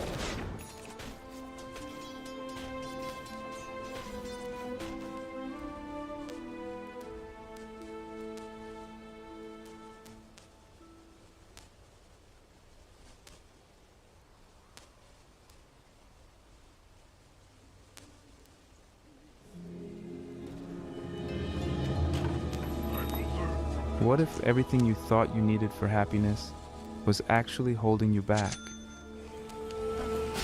Think about that for a moment. The house, the gadgets, the clothes, the subscriptions, the social media feeds, the ambitions that keep multiplying even after you've met your previous goals. We're taught, almost hypnotized, to believe that more is the answer. More options, more stuff, more followers, more experiences. But what if it's not? What if it's less that we need, not more? In today's world, we are drowning in things, not just physical items, but mental clutter. Notifications, tasks, deadlines, bills, responsibilities, opinions. Everyone and everything wants our attention. Every screen we open screams at us, "Buy this, watch that, you're missing out." And deep down, we know that it's exhausting us. We're more anxious than ever, despite having more comfort than any previous generation. We have the... No, can you think about that? You know, I grew up in the 90s. Man. I'm freaking 30 years old. I'm in my 30s, man. And, I didn't have any cell phone. For the most part of my life, I didn't have any console. I couldn't even watch TV because we only had one TV, and my grandpa was in control over it. So yeah, I'm pretty amazed by how convenient life has been being an adult. Even if I'm not very well off compared to when I was a kid, man. It's like I'm freaking rich. entire world in our pockets, yet we struggle to sit still with our... Like I might be freaking broke Tower is under attack. compared to other people, but compared to my previous self, man, I'm freaking rich, man. thoughts for more than a few minutes. We feel overwhelmed, overstimulated. Yeah, I think the Chan version of me would be very proud of myself. Probably, for the most part. And strangely, empty. This is the paradox of modern life. We've built a society that praises accumulation but punishes stillness. We rush to fill our homes, calendars, and minds without asking whether the things we're adding bring clarity or chaos. And while it might seem harmless at first, there's a real cost to all of this. The more clutter we allow into our lives, mental, emotional, physical, the less space we leave for what truly matters, like clarity, peace, focus, presence, joy. And this is where the idea of minimalism steps in, not as a trendy aesthetic or a productivity hack, but as a radical rethinking of how we live. Minimalism isn't about having a perfect white-walled house or owning only 30 things. It's about making space. It's about subtracting the noise so you can finally hear your own voice again. It's about asking, what actually matters to me? and having the courage to cut everything else away. But minimalism alone isn't enough. Without depth, it becomes another hollow trend, another thing to show off on Instagram. Yeah. That's why we need philosophy. Philosophy gives minimalism its soul. It gives us the tools to understand why we crave more in the first place and how we can live more wisely, more intentionally. When you combine minimalism with the timeless wisdom of Stoicism, Taoism, Epicureanism, and Zen Buddhism, you begin to see that the solution isn't just in cleaning your closet, it's in cleaning your mind, your values, and your way of being in the world. You don't need to renounce all your possessions or move to a monastery to experience peace. You just need to start asking different questions. Questions like, do I really need this? What am I chasing and why? What would my life look like if I weren't always trying to keep up? Minimalism, when approached philosophically, becomes more than a design choice. It becomes a way to reclaim your life, a way to walk away from noise and back toward clarity. And if you've ever felt overwhelmed, burnt out, or like you're constantly sprinting just to stay in place, then perhaps it's time to consider that the problem isn't that you don't have enough. It's that you have too much of the wrong thing. And once you let go of those, you make space for what you were always really searching for.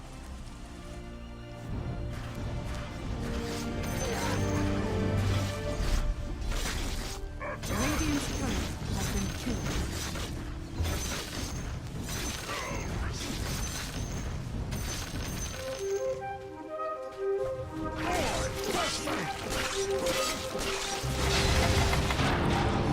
Minimalism at its core is about intentionality. It's about choosing what truly matters and letting go of what doesn't. It's not about living with nothing or depriving yourself of comfort. It's about removing the excess so that what remains has more space, more meaning, and more presence in your life. It's living in such a way that your environment, your schedule, your thoughts, and your priorities are aligned with your values. Minimalism isn't a one-size-fits-all rulebook. It's a mindset, a filter you apply to every aspect of your life to help you decide, is this helping me live better, or is it just noise? One of the biggest misconceptions about minimalism is that it's about austerity, that it means owning only a set number of possessions, living in an empty apartment with white walls, and refusing to enjoy anything material. But that's not minimalism, that's extremism. True minimalism doesn't say own nothing, it says own what serves you. If a bookshelf full of books brings you joy and reflection, it belongs. If a single chair and one spoon make your life more peaceful, then that's enough. Minimalism is about designing your life in a way that supports your well-being, not impressing others, not copying a trend, but choosing simplicity with purpose. In recent years, minimalism has exploded in popularity. You've probably seen it on YouTube channels, Instagram accounts, Netflix documentaries, or lifestyle blogs. Marie Kondo became a household name with her idea of sparking joy. Digital minimalism, led by thinkers like Cal Newport, encouraged people to take control of their technology use. Even mainstream advertising has started selling minimalist products. But while this rise in popularity has helped many people discover the benefits of living with less, it also comes with a downside. It often turns minimalism into a surface-level aesthetic rather than a meaningful lifestyle shift. That's the danger of trends. They can water down powerful ideas. Minimalism isn't just about how your apartment looks. It's not about posting pictures of empty desks or throwing out 90% of your wardrobe. Those things might be part of it, but they're not the heart of it. The heart of minimalism is about asking better questions. What do I actually need to live a good life? Why do I keep filling my life with things that add stress instead of value? What am I really searching for beneath all this accumulation? Let's face it, we live in a world where people are drowning in stuff, but starving for meaning. We buy more clothes, but feel less confident. We scroll for hours, but feel more disconnected. We chase careers, achievements, and upgrades, but still feel like something's missing. And this isn't just a coincidence, it's the consequence of living in a system that equates more with better, but as we're starting to see, more often leads to overwhelm, not joy. So we're left with a very honest, very unsettling question. Why, despite owning more than ever before, are people less happy? You'd think with all the advancements in technology, transportation, convenience, and comfort, we'd be living in an age of contentment, but the reality is just the opposite. Rates of anxiety, depression, loneliness, and burnout are all rising. People feel more stressed, more distracted, more purposeless, and maybe, just maybe, it's because we've filled our lives with so much that we've lost sight of what really matters. This is where minimalism can help, but not the shallow, Instagram-filtered version, the kind of minimalism that's rooted in ancient philosophy. Because long before minimalism became a buzzword, it was a way of life for many of the world's wisest thinkers.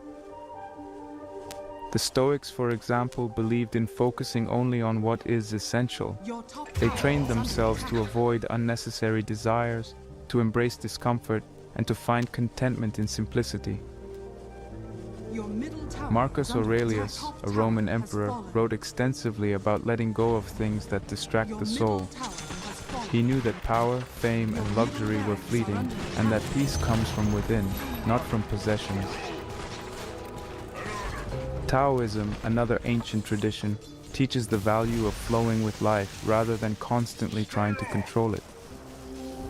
Taoist masters emphasize simplicity, stillness, and detachment from the material world, not as a rejection of pleasure, but as a return to harmony. They saw the beauty in empty spaces, the wisdom in silence, and the power in doing less. Epicurus, often misunderstood as a hedonist, actually preached the exact opposite of indulgence. He believed that happiness came from modesty, self-sufficiency, and the pursuit of intellectual and emotional pleasures over material ones. To Epicurus, the simple life was the path to the most lasting joy. Zen Buddhism brought perhaps the most refined version of minimalist philosophy. Its core is emptiness, not as a void, but as a space of infinite possibility. Zen practice involves shedding layers of distraction, clutter, and ego until only presence remains. Through mindfulness, simplicity, and inner clarity, Zen aims to cut through life's noise and reveal the peace already within. These philosophical traditions weren't about cleaning out closets, they were about cleaning out illusions. They understood that when we chase too much, we lose touch with ourselves, and that by doing less, not more, we actually become more alive, more focused, more at peace. So when we ask, why are we less happy with more stuff? The answer is not just psychological or economic, it's philosophical. We've forgotten how to live with intention. We've mistaken accumulation for fulfillment. And we've stopped listening to the wisdom of stillness, of simplicity, of clarity. Minimalism, in its most powerful form, is a return to that wisdom. It's a modern answer rooted in ancient insight. It's not a rejection of the world, but a re-evaluation of how we live in it. And in the sections to come, we'll dive deeper into each of these philosophical perspectives. Stoicism, Taoism, Epicureanism, and Zen, and see how their timeless teachings can guide us to live with less, but feel so much more.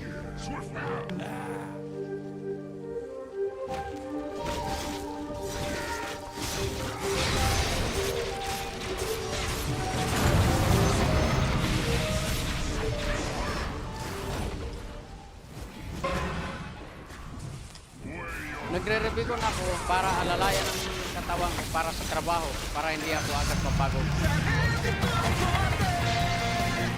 May palagang lakas mo. Alagang nilagyan.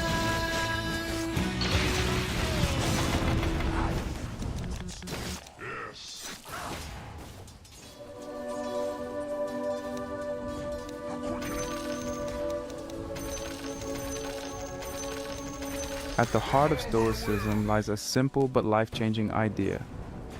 We suffer more from our judgments than from the world itself. The Stoics taught that our well-being does not depend on external circumstances, but on how we choose to perceive and respond to them. And one of their most enduring principles is this: learn to distinguish between what you can control and what you cannot. This may seem like common sense, but few people actually live this way. We spend enormous amounts of energy worrying about things outside our control. What others think of us, whether we'll be successful, if we're keeping up with others, if we have enough. But according to the Stoics, this is wasted effort.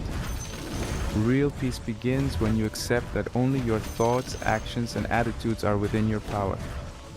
Everything else, fame, fortune, other people's opinions, even your own body, is ultimately beyond your full command. Once you internalize the Stoic division of control, you begin to see that many of the things you accumulate are attempts to control the uncontrollable. You buy expensive clothes to control how others perceive you. You fill your calendar with obligations to prove your value. You decorate your life with things that scream "I'm doing well," because deep down, you fear that without them, you won't be enough. But the Stoic would ask, does this truly serve you? Or are you just reacting to fear, insecurity, or ego? This is where the philosophy meets practice. Take Marcus Aurelius, for instance. He was the most powerful man in the Roman Empire, and yet in his private writings, he constantly reminded himself to strip away anything unnecessary. He asked himself regularly, does this add value or meaning to my life? For a man surrounded by luxury, that's a radical question, and it's still radical today. If an emperor can ask himself whether his wealth, power, or possessions actually matter, so can we. Try applying Marcus's question to your own life. Open your closet, scroll through your phone apps, look at your calendar and ask, does this add meaning? If it doesn't, it's probably a source of friction, not peace. When you reduce these unnecessary inputs, you create room for clarity, not just physically, but mentally. Imagine waking up in a clean space without visual clutter. Imagine not being pulled in 10 different directions by notifications and noise. That's not just aesthetic, that's mental discipline. And that's what Stoicism offers. The clarity that comes from cutting away what's not essential. Seneca, another giant of Stoic thought, went even deeper into the connection between simplicity and contentment. He believed that wealth is not about having much, but about needing little. In one of his letters he wrote, "It is not the man who has too little, but the man who craves more, who is poor." This flips the modern idea of success completely on its head. Today, we are conditioned to think that success means having more money, more status, more stuff. But Seneca would say, the more you crave, the less free you are. You become a servant to your desires. Seneca even practiced voluntary discomfort. He would sleep on the floor, eat plain food, or wear simple clothes. Not because he had to, but because he wanted to train himself to see how little he actually needed to be content. He didn't want to be enslaved by luxury or comfort. He wanted to prove to himself that happiness was internal, that if everything external were taken away, he would still remain whole. Now, let's bring this into the real world with a modern example. Think of someone like Ryan Holiday, a contemporary writer who has brought Stoicism into modern life. He lives on a farm, keeps a minimalist workspace, and writes about how cutting out distractions and non-essential possessions has made him not only more productive, but more focused and at peace. He practices what he calls practical stoicism. No clutter, no noise, just discipline, presence, and purpose. And this isn't just about work, it's about how he lives, how he thinks, how he raises his children. That's the power of Stoic minimalism. It doesn't just clean your house, it cleans your mind. Another real-world example might be someone in a high-pressure job who learns Stoic philosophy and realizes that their relentless chase for status and income is actually eroding their peace of mind. Maybe they downsize their home, simplify their lifestyle, and begin journaling in the mornings. They reflect on what truly matters, and gradually the noise in their life fades. They become more grounded, more present, and less reactive to the chaos around them. That's not a lifestyle change, that's a transformation of values. So how can you begin applying Stoic minimalism in your own life? Start with daily reflection. This is one of the most powerful tools in the Stoic toolkit. Each morning or evening, take a few minutes to ask yourself, what am I holding on to that I don't need? What in my day was outside of my control, and how did I respond? What do I truly need to be content? Write your answers down. Make this a habit. Over time, you'll begin to notice patterns. Places where you're chasing things that don't matter, habits that clutter your mind, distractions that drain your energy. Next, apply the Stoic filter to your environment. Go through your belongings, not with the question, do I use this, but does this contribute to a meaningful life? If something serves a clear purpose or brings genuine joy, keep it. If it's just occupying space, mentally or physically, let it go. Then apply it to your time. Look at your commitments. Ask yourself, why am I doing this? Is it out of obligation, fear, status, or is it aligned with your values? The Stoics were ruthless in cutting out what didn't matter, not because they were cold, but because they understood that life is short and attention is sacred. One final practice, embrace voluntary simplicity now and then. Try going a day without your phone, eat a plain meal, wear simple clothes, not as punishment, but as training, to show yourself how little you actually need to be okay, to prove to yourself that peace isn't bought, it's cultivated. Well, you know what, this has been helping me, remove the thoughts of, oh, I want to buy that. In the end, And Stoics... it's kind of making me a bit more content. Well, I'm still a greedy person. I still have lots of wants, but we'll see.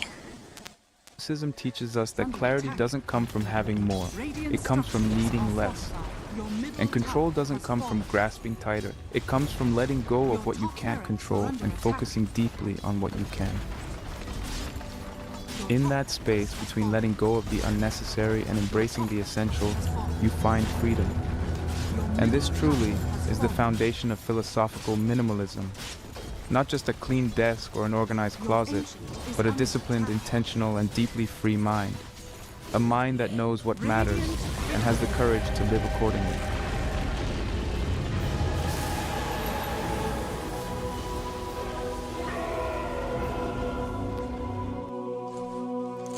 Alright guys, I'm gonna go now. Yo, that was perfect timing. That section ended while my game ended. So, yeah, thank you so much for coming and goodbye. Bye bye. See ya. Bye bye. Thank you. See ya. Being good. Being good guys. Bye bye.